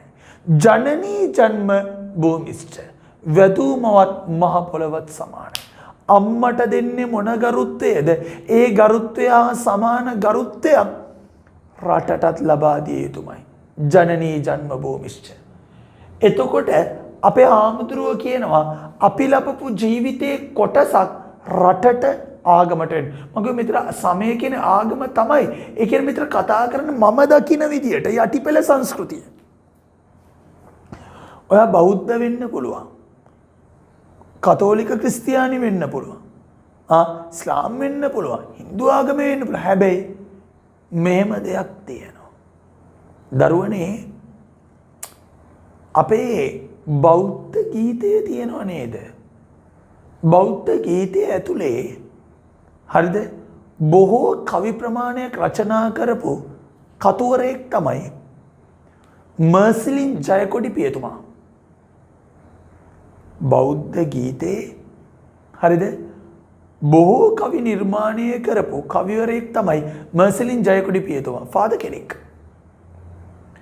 එලා ඒක මාධ්‍ය සාකච්ඡාවකදී හරිද මාධ්‍යවේදී අහන ප්‍රශ්නයක් ෆාදර් ඔයා වහන්සේ කතෝලික කෙනෙක් වෙලා කතෝලික පියතුමෙක් වෙලා වහන්සේ කොහොමද බෞද්ධ සාහිත්‍ය ගැන මෙච්චරටම ගීත ලිව්වේ කියලා. ෆාදර් කතෝලික පියතුමෙක් කියලා කොහොමද මේ විදිහට බෞද්ධ සාහිත්‍ය ගැන ගීත ලිව්වේ කියලා. එලයි ෆාදර් උත්තර දෙනවා මෙහෙම මැසෙන්ජර් ජයකොඩි පියතුමා. මගේ ජාතිය සිංහල. මගේ ආගම කතෝලික. හැබැයි මගේ සංස්කෘතිය බෞද්ධ කියලා. බලන්න මගේ ජාතිය සිංහල මගේ ආගම කතෝලික හැබැයි මගේ සංස්කෘතිය බෞද්ධ. පුතේ ආගම් විදියට වෙන් වෙන්න පුළුවන්. හැබැයි මතක තියාගනින් මේ පොළොවේ ඉපදුන අපි හැමෝගෙම සංස්කෘතිය බෞද්ධ. අපි යන්නේ සංස්කෘතිය බෞද්ධ සංස්කෘතියට ගරු කරන්න ඕන. ඒක අපි පිළිගන්න ඕන. මේ ඇත්ත කතා කරන්නේ පුතේ. නිකබට හරි කියනවනේ. ඔයා මේ ආත්මේ නැත්නම් මට ලබන ආත්මේ හරි හම්බෙන්න කියලා. දැන් ලබන ආත්මේ කියන කතාව වෙන්නේ මොනවද? බෞද්ධ සංස්කෘතිය තුලනේ. වෙසක් එකකට පොසොන් එකකට දන්සලකට ගන්නකොට ඔයා කතෝලික ඔයා බෞද්ධ ඔයා ඉස්ලාමෙන් ඉන්න එපා එහෙම කියන්නේ නැහැ. බෞද්ධ විතර එහෙම හැමෝටම විරුද්ධයි. හරි. එතකොට දරුවෝ මේ සංස්කෘතිය බෞද්ධ. එහෙනම් අපි හැමෝම අපේ බෞද්ධ සංස්කෘතිය රකින්න වගකීම් බැඳලා ඉන්නවා. අපි ලැබපු ජීවිතේ කොටසක් රටටයි සංස්කෘතියටයි වෙන් වෙනවා. කවිය කියනවා පුදන කළොත් උඹෙන් පුතේ. ඒ වෙනින් උඹ පූජා කරේ නැත්නම් කැපකිරීම කරේ නැත්නම් මෙලවට කිසි පළක් නැති. උඹ කිසිම පළක් නැති දරුවෙක්. උඹ වැඩක් නැහැ. ඔබට ඔබේ චරිතයට වටිනාකමක් එන්න නම් ඔබ වැදගත් චරිතයක් විදියට හිටගන්න නම් අනිවාර්යෙන්ම ඔබේ ජීවිතය තුළ රටට අපේ සංස්කෘතිය වෙනුවෙන් කළ යුතු වගකීම් ඉටු කළ යුතුමයි. එහෙම නැතුව ඔබෙන් කිසිම පළක් නැහැ. රටට සංස්කෘතියට ආදරය කරන යුතුයකම් ඉටු කරන දරුවෙක් වෙයන් කියලා අපේ හාමුදුරුවෝ කතා කරනවා. ඊළඟට කියනවා ජාතිය රන් විමනක් වේ ආගමමිනි පහනක් වේ එය රැකගන්නට මෙලොවේ සමත් වෙතොත් පුත නොබවේ. දරුවට කියනවා දැන් මේ කවි පන්තියට එනකොට දරුවනේ මේ කවි පන්තිය ගත්තට පස්සේ දැන් ඉස්සල්ලා කවියේදී ಗುಣධර්ම ගැනනේ කිව්වේ. දැන් මේකෙදි ආයි රට ජාතිය ගැන හැඟීම් ජනිත කරනවා. දේශානුරාගය ඇති කරනවා. නේද? ඒ විතරක් නෙමෙයි. කවි පන්තිය ගත්තාට පස්සේ පදපේලි 4යි එලිවටක් එක්ක සිව්පද ආකෘතිය තියෙනවා. දැන් හැම කවියකම තිබ්බා. ඒ වුණාට මම කතා කරගෙන යනවා ඒ කාරණාත් එක්ක. හොඳේ? හරි. ඊට පස්සේ කියනවා ජාතිය රන් විමනක් වේ. ආගම මිනි පහනක් වේ. හාමුදුරුවෝ කියනවා අපේ ජාතිය රත්තරන් විමානයක්. විමානයක් කියන්නේ පෙට්ටු මාලිගයක්. ඔය රත්තරන් මාලිගයක් තිබ්බොත් ඔයා පරිස්සම් කරන්නේ නැද්ද? පරිස්සම් කරනවා. අපේ ජාතිය. දැන් ජාතිය විදිහට වරද්ද ගන්න එපා. සිංහල, දෙමළ, මුස්ලිම් එහෙම නැහැ. අපේ ජාතිය ලාංකිකයි. අපි හැමෝම ලාංකික කියන ජාතිය විදිහට බලන්න. ජාතින් විදියට කුලල් කා ගන්න ගෙතරදී. ජාතිකත්ව පදනමෙන් බලන්න. ජාතිය රන් විමනක් වේ. අපේ ලාංකික කියන ජාතිය කියන්නේ රත්තරන් මාලිගයක්. සිංහල කතා කරන්න මේ ලෝකෙන් අපි විතරනේ. මේක අපේ රටේ අනන්‍යතාවය නෙමෙයිද? අපේ අභිමානය නෙමෙයිද? අපේ ප්‍රෞಢත්වය නෙමෙයිද? එතකොට ජාතිය රත්තරන් මාලිගයක්. ආගමමිනි පහනක් වේ. මෙහෙම දෙයක් මෙතන නම් තියෙනවා. දරුවනේ උන්වහන්සේ භික්ෂුවක් නේ. එතකොට අර බෞද්ධ ආකල්පීය හැඟීම් කියවෙනවා. ඒ ඉඳ මෙතර ආගම කියන්නේ බුදුදහම. මිනි පහනක් වේ. මණික් පහනක්. මිහිඳු මහරහතන් වහන්සේ ලක්දිවට වැඩම කිරීමත් එක්ක අපේ රටේ බුදු සසුන ප්‍රතිස්ථාපිත වෙනවා. ඒකම අපේ රට නිර්මාණයනේ බෞද්ධ සංස්කෘතියක් යටතේ. අපේ ආගම බෞද්ධ. එතකොට මේ ආගම මණික් පහනක්. මට කියන්න මණික් පහනක් මණික් වලින් හදපු පහනක් තිබ්බොත් ඔබ රකින්නේ නැද්ද? රකින්නවනේ. එතකොට ආගම මැණික් පහනක් අපේ ජාතිය රත්තරන් මාලිගයක්.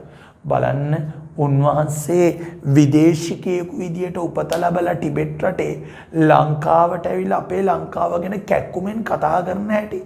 අපේ මේ පොළොවේ ඉපදිච්ච එකෙක්ටවත් නැති කැක්කුමක් උන්වහන්සේ ළඟ තියෙනවා. උන්වහන්සේ එක තැනක කියන මෙහෙම බන්දා විජය දද අකනිට පද හිම්මේ සින්දාහල එතෙක් රිපු සිරිලක් අම්මේ අන්දා ඔබගේ සිතුවම හද මිනි බැම්මේ වැන්දා මෙන්න මුදුනත් නග මින් දැන්මේ බන්දා විජය දත අකනිට පද ඉන්නේ. ඉස්සර අපේ මිනිස්සු විජයග්‍රහණය නැමැති කොඩි බැන්දේ අකනිටා බ්‍රහ්මලෝකයේ දක්වලු. බ්‍රහ්මලෝක අතර ඉහළින්ම පිහිටලා තියෙන බ්‍රහ්මලෝකයේ අකනිටා බ්‍රහ්මලෝකේ. බන්දා විජය දත කොඩි දත කියන කොඩි අකනිට පද ඉන්නේ. අකනිටා බ්‍රහ්මලෝකයේ මුදුන දක්වාම තමයි ඉස්සර ජයග්‍රහණය නැමැති කොඩි බැන්දේ. සින්දාහල එතෙක් රිපු සිරිලක් අම්මේ මෙච්චර කල් අපේ රටට ද්‍රෝහිකම් කරපු සතුර රිපු සින්දාහල එතෙක් රිපු සිරිලක් අම්මේ සියලු දෙනාම විනාශ කරා. අන්දා ඔබගේ සිතුවම හදමිනි බැම්මේ අම්මේ අම්මගේ සිතුවම මගේ පපුව කියන හදවත බැම්මේ ඇඳලා වැන්දා මෙන්න මුදුනත් නගමින් දැම්මේ බුදුන් වදින දෑතින් මං අම්මට මෙන්න වැන්දා කියලා උන්වහන්සේ කියනවා. බලන්න විදේශිකයෙක් විදිහට ඇවිල්ලා උන්වහන්සේට තියෙන කැක්කුම උන්වහන්සේ ආදරය කරන තරම උන්වහන්සේ කියනවා ජාතිය රන් විමනක් වෙනවා ආගම මැණික් පහනක් වෙනවා. එය රැකගන්නට මෙල ඔබ ඒක රැකගන්න මේ ලෝකෙ වෙනුවෙන් ඒක රැකගන්න සමත් වෙතොත් පුත නුඹ සමත් වෙනවන හැකි වෙනවන අන්න ඔබ තමයි පුතා වෙන්නේ කියලා. සමත් වෙතොත් පුත නුඹ වේ. ජාතිය රන් විමනක් වේ ආගම මිනි පහනක් වේ. එය රැකගන්නට මෙලොවේ සමත් වෙතොත් පුත නුඹ වේ. බලන්න කවි පන්තියේ රූපක අවස්ථා තියෙන. රන් විමන ජාතිය රන් විමන ආගම මිනි පහන රූපක අවස්ථා තියෙනවා. පැහැදිලිද? ඒ විතරක් නෙමේ කවි පන්තිය ගත්තට පස්සේ දරුවනේ මේ කවි පන්තිය ගල අනුප්‍රාසමේ සමත් වෙතොත් අනුප්‍රාසය තියෙනවා. අනුප්‍රාසය. හරි රට ජාතිය ගැන හැඟීම් ජනිත කරන කවි පන්තියක් විදියට කතා කරන්න පුළුවන්. තේරුණා නේද? හරි. එන්න. කවි දෙක කියමු. තමන් ලැබූ දිවි පෙවෙතේ කොටසක් රට සමය වෙතේ පුද නොකළොත් උඹෙන් පුතේ මෙලොවට කිසි පලක් නැතේ ජාතිය රන් විමනක් වේ ආගම මිනි පහනක් වේ එය රැක ගන්නට මෙලොවේ සමත් වෙතොත් පුත නුඹ වේ.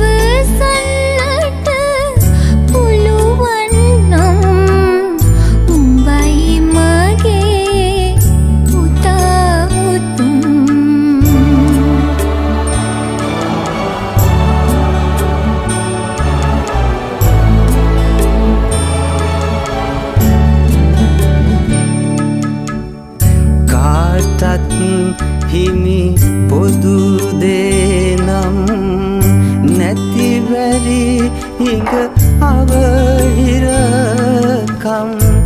මේ දේ මැඩගෙන දස්කම් පෑම තමයි සුරුවිරුකම්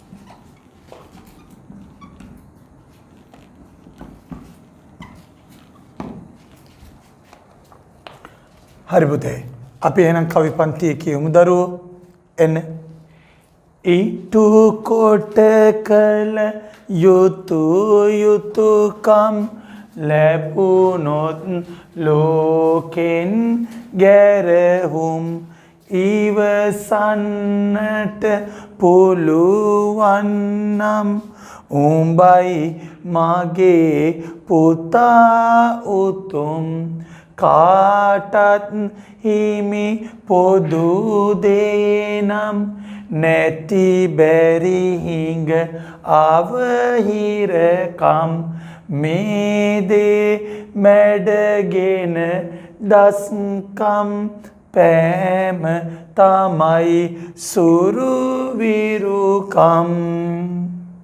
කියන පුතේ මෙහෙම ඉටු කොට කළ යුතුයකම් ලැබුණොත් ලෝකෙන් ගැරහුම් ඉවසන්නට පුළුවන් නම් උඹයි මගේ පුතා උතුම් පුතේ කියනවා කවිය මෙහෙම ලෝකේ හරිද යුතුයකම් ඉටු කරනකොට ගැරහුම් ලබනවලු ඒ ගැරහුම් ලබනකොට ඉවසන්නට පුළුවන් නම් උඹ තමයි මගේ උතුම් පුතා කියලා. දරුවනේ ඇත්තට හොඳ කරන මිනිස්සුන්ව තමයි වැඩියම විවේචනය කරන්නේ. හරි දේ කරන මිනිස්සුන්ව තමයි විවේචනයටම ලක් වෙන්නේ. අපකීර්තියටම බඳුන්නේ. ඇත්ත. දරුවනේ මෙහෙම කියා හිතන්නකෝ. දැන් ඉස්කෝලේ පීරියඩ් එකක්. ඒ පීරියඩ් එකට ටීචර් හරි සර් හරි ආවේ නැහැ. ඔයා යනවා ඔයගලන්ගේ දැන් මේ ළමයි කෑ ගහනවා ඔක්කොම කරනවා ඔයා යනවා සෙක්ෂන් හෙඩ් ළඟට. ගිහලා කියනවා මිස් අපේ පන්තියේ ටීචර් කෙනෙක් නැහැ. අනේ කවුරු හරි එවන්නකෝ පන්තියට කියලා. කියලා ඔයා ගිහලා පන්තියේ වාඩි වෙනවා. වාඩි වුණාට පස්සේ පිටිපස්සේ ඉඳන් හුවක් පටන් ගන්න නැද්ද? ඔබට හොඳ කුණු හරප ටිකක් අහගන්න නැද්ද? අනිවාර්යෙන් කියනවා. මොකක්ද මේ? යුතුයකම ඉටු කරනකොට ලෝකේ ගරහනවා. ඇත්තටම අවංක හිතින් බලන්න. ඒ කරපු දේ හරිද වැරදිද? හරි. ඔය පිළිගන්නවා. හැබැයි යුතුයකම ඉටු කරද්දී ලෝකේ මිනිස්සු ගරහනවා විවේචනය කරනවා. ඉටු කොට කළ යුතුයකම් ලැබුණොත් ලෝකෙන් ගැරහුම් යුතුයකම් ඉටු කරනකොට ලෝකයා ගරහනවා විවේචනය කරනවා. ඊට පස්සේ කවියා කියනවා ඉවසන්නට පුළුවන් නම් උඹයි මගේ පුතා උතුම්. උද්ගල චරිත වර්ධනය කරන්න අවශ්‍ය කරන ගුණාංග දෙකක් කියන එකක් අපිට යුතුයකම් තියෙනවා. අපි යුතුයකම් ඉටු කරන්න ඕනේ. ඒක දෙවෙනි කාරණේ යුතුයකම ඉටු කරද්දී ගරහනවා විවේචනය කරනවා. එතකොට අපි ඉවසීම කියන දේ අපේ ජීවිතේ ප්‍රගුණ කරන්න ඕනේ. තාරුණ්‍යත්වයට පත් වෙනකොට ඔයාගේ ඉවසීමේ ගුණය දැන් ටිකක් අඩුයිනේ. අම්මා මොනා හරි කිව්වොත් තාත්තා මොනා හරි කිව්වොත් දැන් පොඩ්ඩක් නැත්තම් මල පයින්නවා. ඉවසීම ප්‍රගුණ කළ යුතු ගුණාංගයක්. බලන්න හාමුදුරු දරුවෙක් නලවන නැලවිලි ගීයක ස්වරූපයෙන් කවි පන්තියේ කතා කරනවා. ඒ කියන ගමන් දරුවනේ කතා කරනවා දරුවට මොනවාද ಗುಣධර්මත් ගැන රට ජාතිය ගැන හැඟීම් ජනිත කරනවා ඒ විතරම ಗುಣධර්ම ඇති කරනවා බලන්න මේකේ භාෂා ලක්ෂණ ගත්තාම අනුප්‍රාසය යුතුයකම් අනුප්‍රාසය තියෙනවා අනුප්‍රාසය කවි පන්තියේ තියෙනවා ඒ විතරක් නෙමෙයි ගැමි වචන ඒ කියන්නේ ගැමි වචන අපි කියනවා කටවහර ඉවසන්නට දෙකද පැහැදිලිද අන්න ඒ දේ තියෙනවා එතකොට ළමා චරිත වර්ධනය කරන ಗುಣධර්ම කියන ඉවසීම යුතුයකම් ඉටු කිරීම ඊළඟට කතා කරනවා කාටත් තිමේ පොදු දේ නම් නැති බැරිංග අවහිරකම් මේ දේ මැඩ ගෙන දස්කම් පෑම තමයි සුරුවිරුකම් කාටත් තිමේ පොදු දේ නම් පොදු දෙයක් නැති බැරි හිඟා අවහිරකම් ඇත්තනේ අපි හිතන දේවල් තියෙනවා අපි පතන දේවල් තියෙනවා අපිට ඒවා එහෙමම හම්බෙනවද අනේ නෑ පුතේ නැති බැරිකම් තියෙනවා අවහිරකම් තියෙනවා දැන් සමහර දරුවෝ හරිද එක දරුවෙක් ඉන්නවා ඒ දරුවට මේ මගේ පන්තියේ කරනම දරුවෙක් මං කවුද කින්දමන්ද කියලා මොකොත් කියන්නේ ඒ දරුවට ඔන්ලයින් පාඩම බලන්න හම්බුන්නේ මාස කිහිපයක් ෆෝන් එකක් නැහැ අම්මටත් තාත්තටත් හරි තාත්තට තියෙන පොඩි ෆෝන් එකක් ඔය ටච් කියන්නේ ඔය ෆෝන් නැහැ පුතේ ස්මාර්ට් ෆෝන් නැහැ නිකන් පොඩි ෆෝන් එකක් තියෙන අන්තිමට මේ පාඩම් බලන්න විදියක් නැහැ ඒගොල්ලන්ගේ අයියා කෙනෙක් එනවා ඒ අයියා සෙනසුරාදා ඉරිදා දවස් දෙකේ තමයි ගෙදරින් ඒගොල්ලෝ ටිකක් දුර වැඩ කරන්නේ ඒ අයියා ගානේ පොඩි ෆෝන් එකක් තියෙනවා බලන්න පුළුවන් අනේ ඒ ළමයට පාඩම දාද්දි මම බලනකොට සමහරට ඉරිදා එහෙම නැත්නම් සෙනසුරාදා වගේ දවස්වල තමයි පාඩම දාන්න ඕනේ. හරි. ඉතින් අර එහෙම ගැටලු තියෙන දරුවෝත් ඉන්නවා. ඉතින් නැති බැරිකම් තියෙනවා. මතක තියාගන්න ලෝකේ දෙන්නේ හැමදේම ලැබිච්ච මිනිස්සු නෙමෙයි. Tamanට නොලැබීම මත ඒව ලබන්න ධෛර්යය අරගෙන කටයුතු කරපු මිනිස්සු. දරුවෝ ඔයා උපතින් දුප්පතෙක් වුණාට දුක් වෙන්න එපා. හැබැයි ඔයා මැරෙන දවසේදී ඔයා දුප්පතෙක් විදියට මැරෙනවා නම් අන්න එදාට ඔයා ගැන දුක් වෙනවා. ඔබ මැරෙනකොට දුප්පතෙක් විදියට මැරෙනවා නම් පුතේ එදාට දුක් වෙනවා. ඒ කියන්නේ ඔය ඉන්න තත්ත්වයට වඩා එක අඩියක් හරි පියවරක් හරි ඉස්සරහින් තියන්න. ඔය අම්මා තාත්තා විඳින දුකෙන් මේ මිනිස්සුන් ගලව ගන්න එක පියවරක් හරි අඩියක් හරි ඉහළින් තියන්න. ඒ මිනිස්සුත් එක්ක මේ මිනිස්සු හීනේ උඹලා මේ බලන්න කවිය කියනවා කාටත් තිමි පොදු දේන කාටත් තිමි පොදු දේ තමයි නැති බැරි හිඟා අවහිරකම් නැති බැරිකම් අවහිරකම් බාධක කම්කටොළු එනවා ඒක පොදු දෙයක් මේ දේ මැඩගෙන දස්කම් මේ දේ පරාජයටපත් කළ දස්කම් දක්වන එක තමයි පෑම තමයි සුරුවිරුකම් ඒ තුල තමයි වීරත්වයක් නිර්මාණය වෙන්නේ කියලා කවිය කියනවා. එතකොට හැමෝටම තියෙන පොදු දේ නැති බැරිකම් මුදල කියන සාධක හැමෝටම ගැටලුවක්. හරි සල්ලි නැහැ කියලා අම්මා තාත්තා විවේචනය කරන්න එපා. ඒ දුකින් ගැලවෙන්න මේ මිනිස්සුන්වත් ගොඩ දාන්න ඔබ පාරක් හොයාගෙන ඵලයන්. ඒ දෙයි වෙන්න ඕනේ. ඇත්ත කතන්දරේ. ඔන්න ඒ ඉස්සරහා දස්කම් දක්වන එක වීරත්වයේ දක්වන එකලු තියෙන දක්ෂතාවය කියලා කියන්නේ. දැන් මේ බලන්න කවි පන්තිය ගත්තට පස්සේ යුගල පද තියෙනවා. නැති බැරි සුරුවිරු නේද? හරි යුගල පද තියෙන. ඒ විතර මේ ළමයාගේ ජීවිතයට උපදේශනයක් කවි පන්තිය ඇතුලේ ලබා දෙනවා. අපි කවිය කියමුද බලන්න. ඊටු කොට කල යුතුයකම් ලැබුණත් ලෝකෙන් ගැරහුම් ඉවසන්නට පුළුවන් නම් උඹයි මගේ පුතා උතුම් කාටත් හිමි පොදු දේනම් නැති බැරි හිඟ අවහිරකම් මේ දේ මැඩගෙන දස්කම් පෑම තමයි සොරු විරුකම්. මම ඊළඟ කවි දෙකක් ලියාගන්නද? එතකොට ඒකත් එක්ක පාඩම අවසන් වෙනවා. බලමු. ඔයා බලන්න.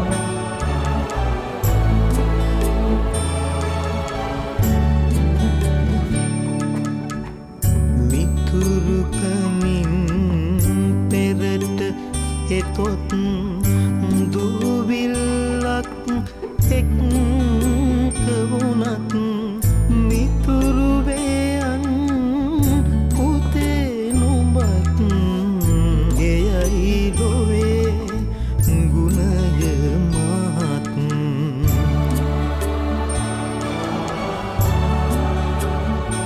මිතුරුකමින් පෙරට එතොත් දුවිල්ලක් එක්ක වුණත් මිතුරු වේයන්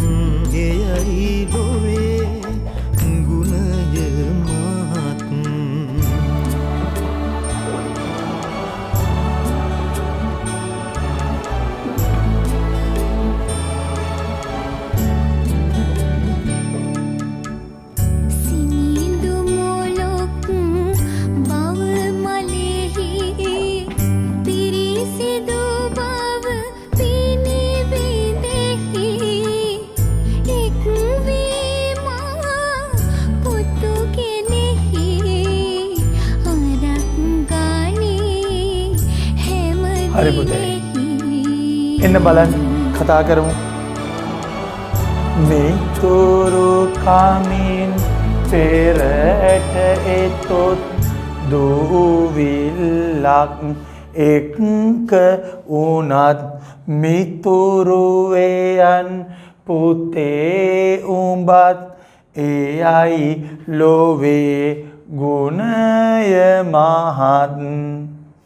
සිනිඳු මොලොක් බව මලෙහි පිරිසිදු බව පිනිබිඳෙහි එක් වී මා පුතු ගෙලෙයි ආරක් ගනී හැම දිනෙහි.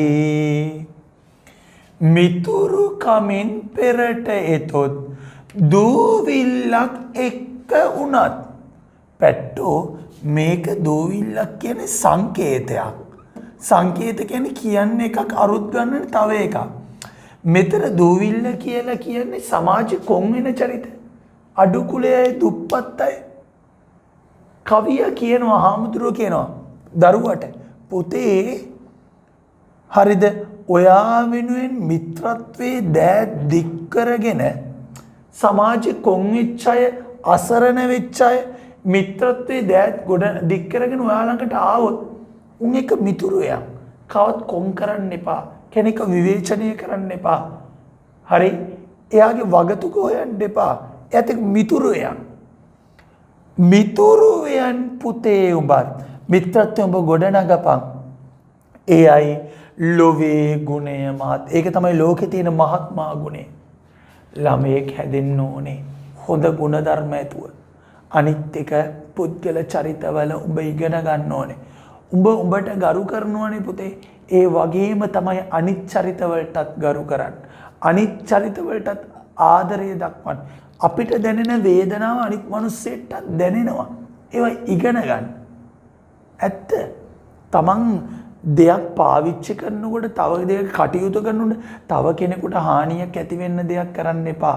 කෙනෙක්ට වචනින් හරි බයිනකොට දෙයක් කියනකොට ඒ කෙනාගේ හිත රිදෙනවද කියලා චුට්ටක් හිතලා බලලා කියන්න. නිකන් එන වචන ටිකක් කටින් අතහැරගෙන යන්න එපා. තව කෙනෙක්ව කොන් කරන්න එපා. මිනිස්සු විදියට ආදරණීයව බලන්න. අම්මා තාත්තත් ඒ දේ දරුවට කියලා දෙන්න. මොකද අම්මා තාත්තා ගත කරපු සමාජයක් නෙමෙයි මේ දරුවා ඉන්නේ. මේ දරුවා දැන් මේ ෆෝන් එකකට මේ ලැප් එකකට ඇඩික්ට් වෙලා ඉවරයි. ඇබ්බැහි වෙලා ඉවරයි. ඒක ඇතුලේ මේ කියන මානුෂික ගුණධර්ම දැන් දරුවා ඉගෙන ගන්නේ නැහැ. අම්මා තාත්තා පිළිගන්නවනේ. මේවා ඉගෙන ගන්න. කාවත් කොන් කරන්න එපා. ආදරෙන් සලකන්න. මිත්‍රත්වයේ දැ දික් කරගෙන ආවොත් පහළ කෙනෙක් වුණත් අඩු කුලයේ කෙනෙක් වුණත් දුප්පත් කෙනෙක් වුණත් ඒ හැමෝ එක්කම මිත්‍රත්වයේ දැ දිගු කරන්න. ඒක තමයි මේ ලෝකේ තියෙන මහත්මා ගුණය. කෙනෙක්ව විවේචනය කළ ඒ කෙනා මානසික වට්ටල බිමට ඇද දාලා එහෙම නෙමෙයි පුද්ගලික ඉස්සරහට යන්න එයාට දිරි දෙන්න. කෙනෙක්ගේ හොඳ දේ හොඳයි කියන්නේ. අගය කරුතු යුතු දේ අගය කරන්න.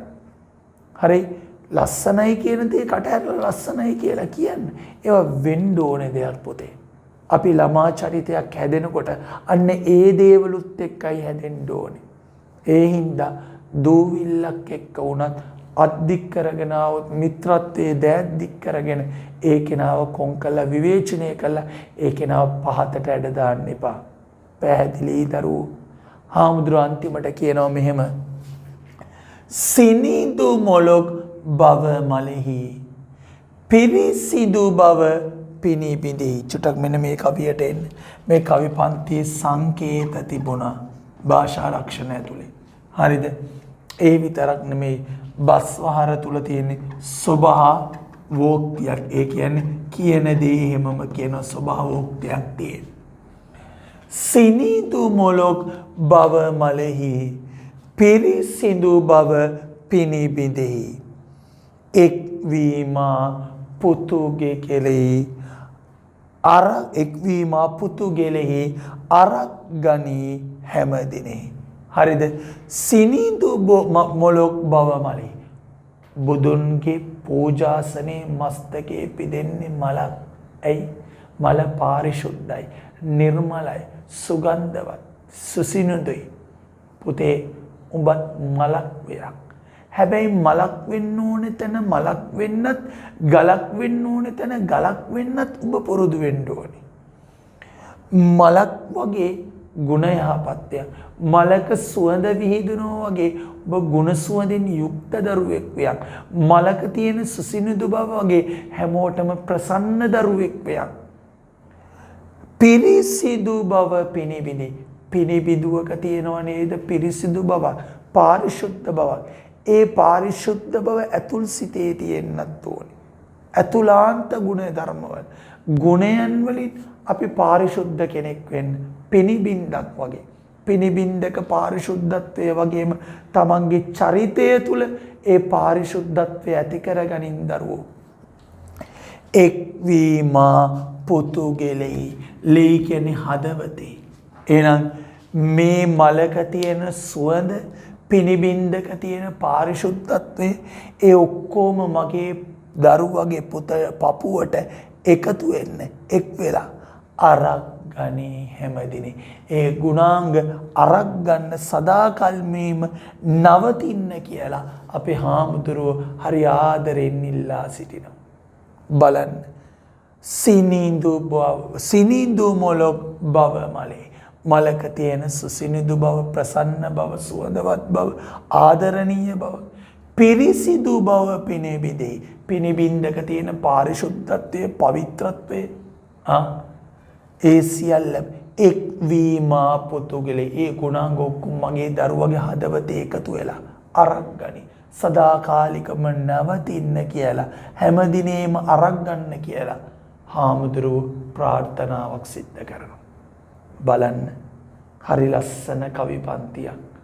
රට ජාතිය පිළිබඳව හැඟීම් ජනිත කරා, ගුණධර්ම වලින් සපිරි දරුවෙක් නිර්මාණය කරා. පුතේ අධ්‍යාපනය කියන්නේ පොතපතේම තියෙන විෂය කාරණා කටපාඩම් කිරීමවත් න්‍යායාත්මක දැනුම ලබා ගැනීම පමණක්ම ප්‍රමාණවත් නෑ. දරුවෙක් හැදෙනකොට ගුණ සුවඳින් යුක්ත දරුවෙක් වෙන්න ඕනේ. රටට ජාතියට ආදරය කරන, දෙමව්පියන්ට ආදරය කරන දරුවෙක් නිර්මාණය විය යුතුයි. අම්මා තාත්තත් එතනට හදන්න. මොකද ගුණධර්ම වලින් නැතුව දරුවෙක්ව අර කියන න්‍යායාත්මක කරුණු වලින් විතර පෝෂණය කරොත් අම්මා තාත්තා අසරණ වෙච්ච දවසට දරුවා නම් බලන්නේ නැති වෙයි. ඒ හින්දා ගුණසුවදින් යුක්ත මෙන්ම න්‍යායාත්මක දැනුමෙන් යුක්ත ආදරණීය දරුවෙක් තනන්න හරි අපූර්ව තැනකට අපේ හාමුදුරුවෝ කතා කරගෙන යනවා. පැහැදිලි නේද දරුවනේ? පැහැදිලිද? හරි. හරි පුතේ. අපි කවි පන්තියේ කියමුද බලන්න. එන්න. මිතුරු කමින් පෙරට එතොත් දූවිල්ලක් එක්ක උනත් මිතුරු වේයන් පුතේ උඹත් එයයි ලොවේ ගුණය මහත් සීනිඳු මොලොක් බව මලෙහි පිරිසිදු බව පිනිබිඳෙහි එක්වීමා පුතු ගෙලෙහි ආරක් ගනී හැම දිනෙහි. දරුවෝ එහෙනම් මොනිසිරි පාසෙ බිබින්නේ කවි පෙළ සාකච්ඡා කරා මම ඕකත් එක්ක දරුවනේ ඔයාට මොනවාද සාහිත්‍ය පසුබිම් ටික ලබන සතියේ කතා කරනවා. ඒකම සිංහ බාහු නාට්‍යයත් පටන් ගන්න ඕනේ. මම විශ්වාස කරනවා පන්ති වලට ගිහිල්ලා ටියුට් එක අරගත්තයි කියලා. ටියුට් එක ගත්තේ නැති දරුවෝ තාම ඉන්නවනම් ටක් ගාලා ගිහිල්ලා ටියුට් එක අරගන්න පුතේ. හරිද? ටියුට් එක ගන්නේ නැතුව මේ වැඩේ කරන්න බෑ. ටියුට් එක ගිහිල්ලා අනිවාර්යෙන්ම පුතේ අරගන්න. හරි. ඒක මේ මාසේ අග සෙමින එකක් එනවා. ඔයාලට සමහර වෙලාවට මේ වීඩියෝ එක දාන දවසේදී ඒ දවස් දැනගන්න පුළුවන් වෙලත් ඇති. ඒ දවස් වලට නිබන්ධන ගන්න කියන දවස් වලට ඒ අදාළ දවසට අදාළ වෙලාවට කියලා නිබන්ධන ගන්න. පැහැදිලිද? ඔය යාළුවෝ ඉන්නවනේ යාළුවන්ට චුට්ටක් ඒක මතක් කරගෙන යන්න. හරි පුතේ. එහෙනම් අදට ඇති පුතේ අපි ආයි දවසක් හම්බ වෙමු. ලක්වැසියන් කෙරෙහි නෙමි අරහත් මහා මිහිඳු හිමි පෙව්වේ උතුම් සදහම් මේ පුත නුඹටත් පොවමි.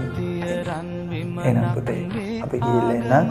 සියලු දෙනාටම අයිබෝවන්. රැක ගන්නට මෙලොවේ සමත් වෙතොත් පුත නුඹ වේ.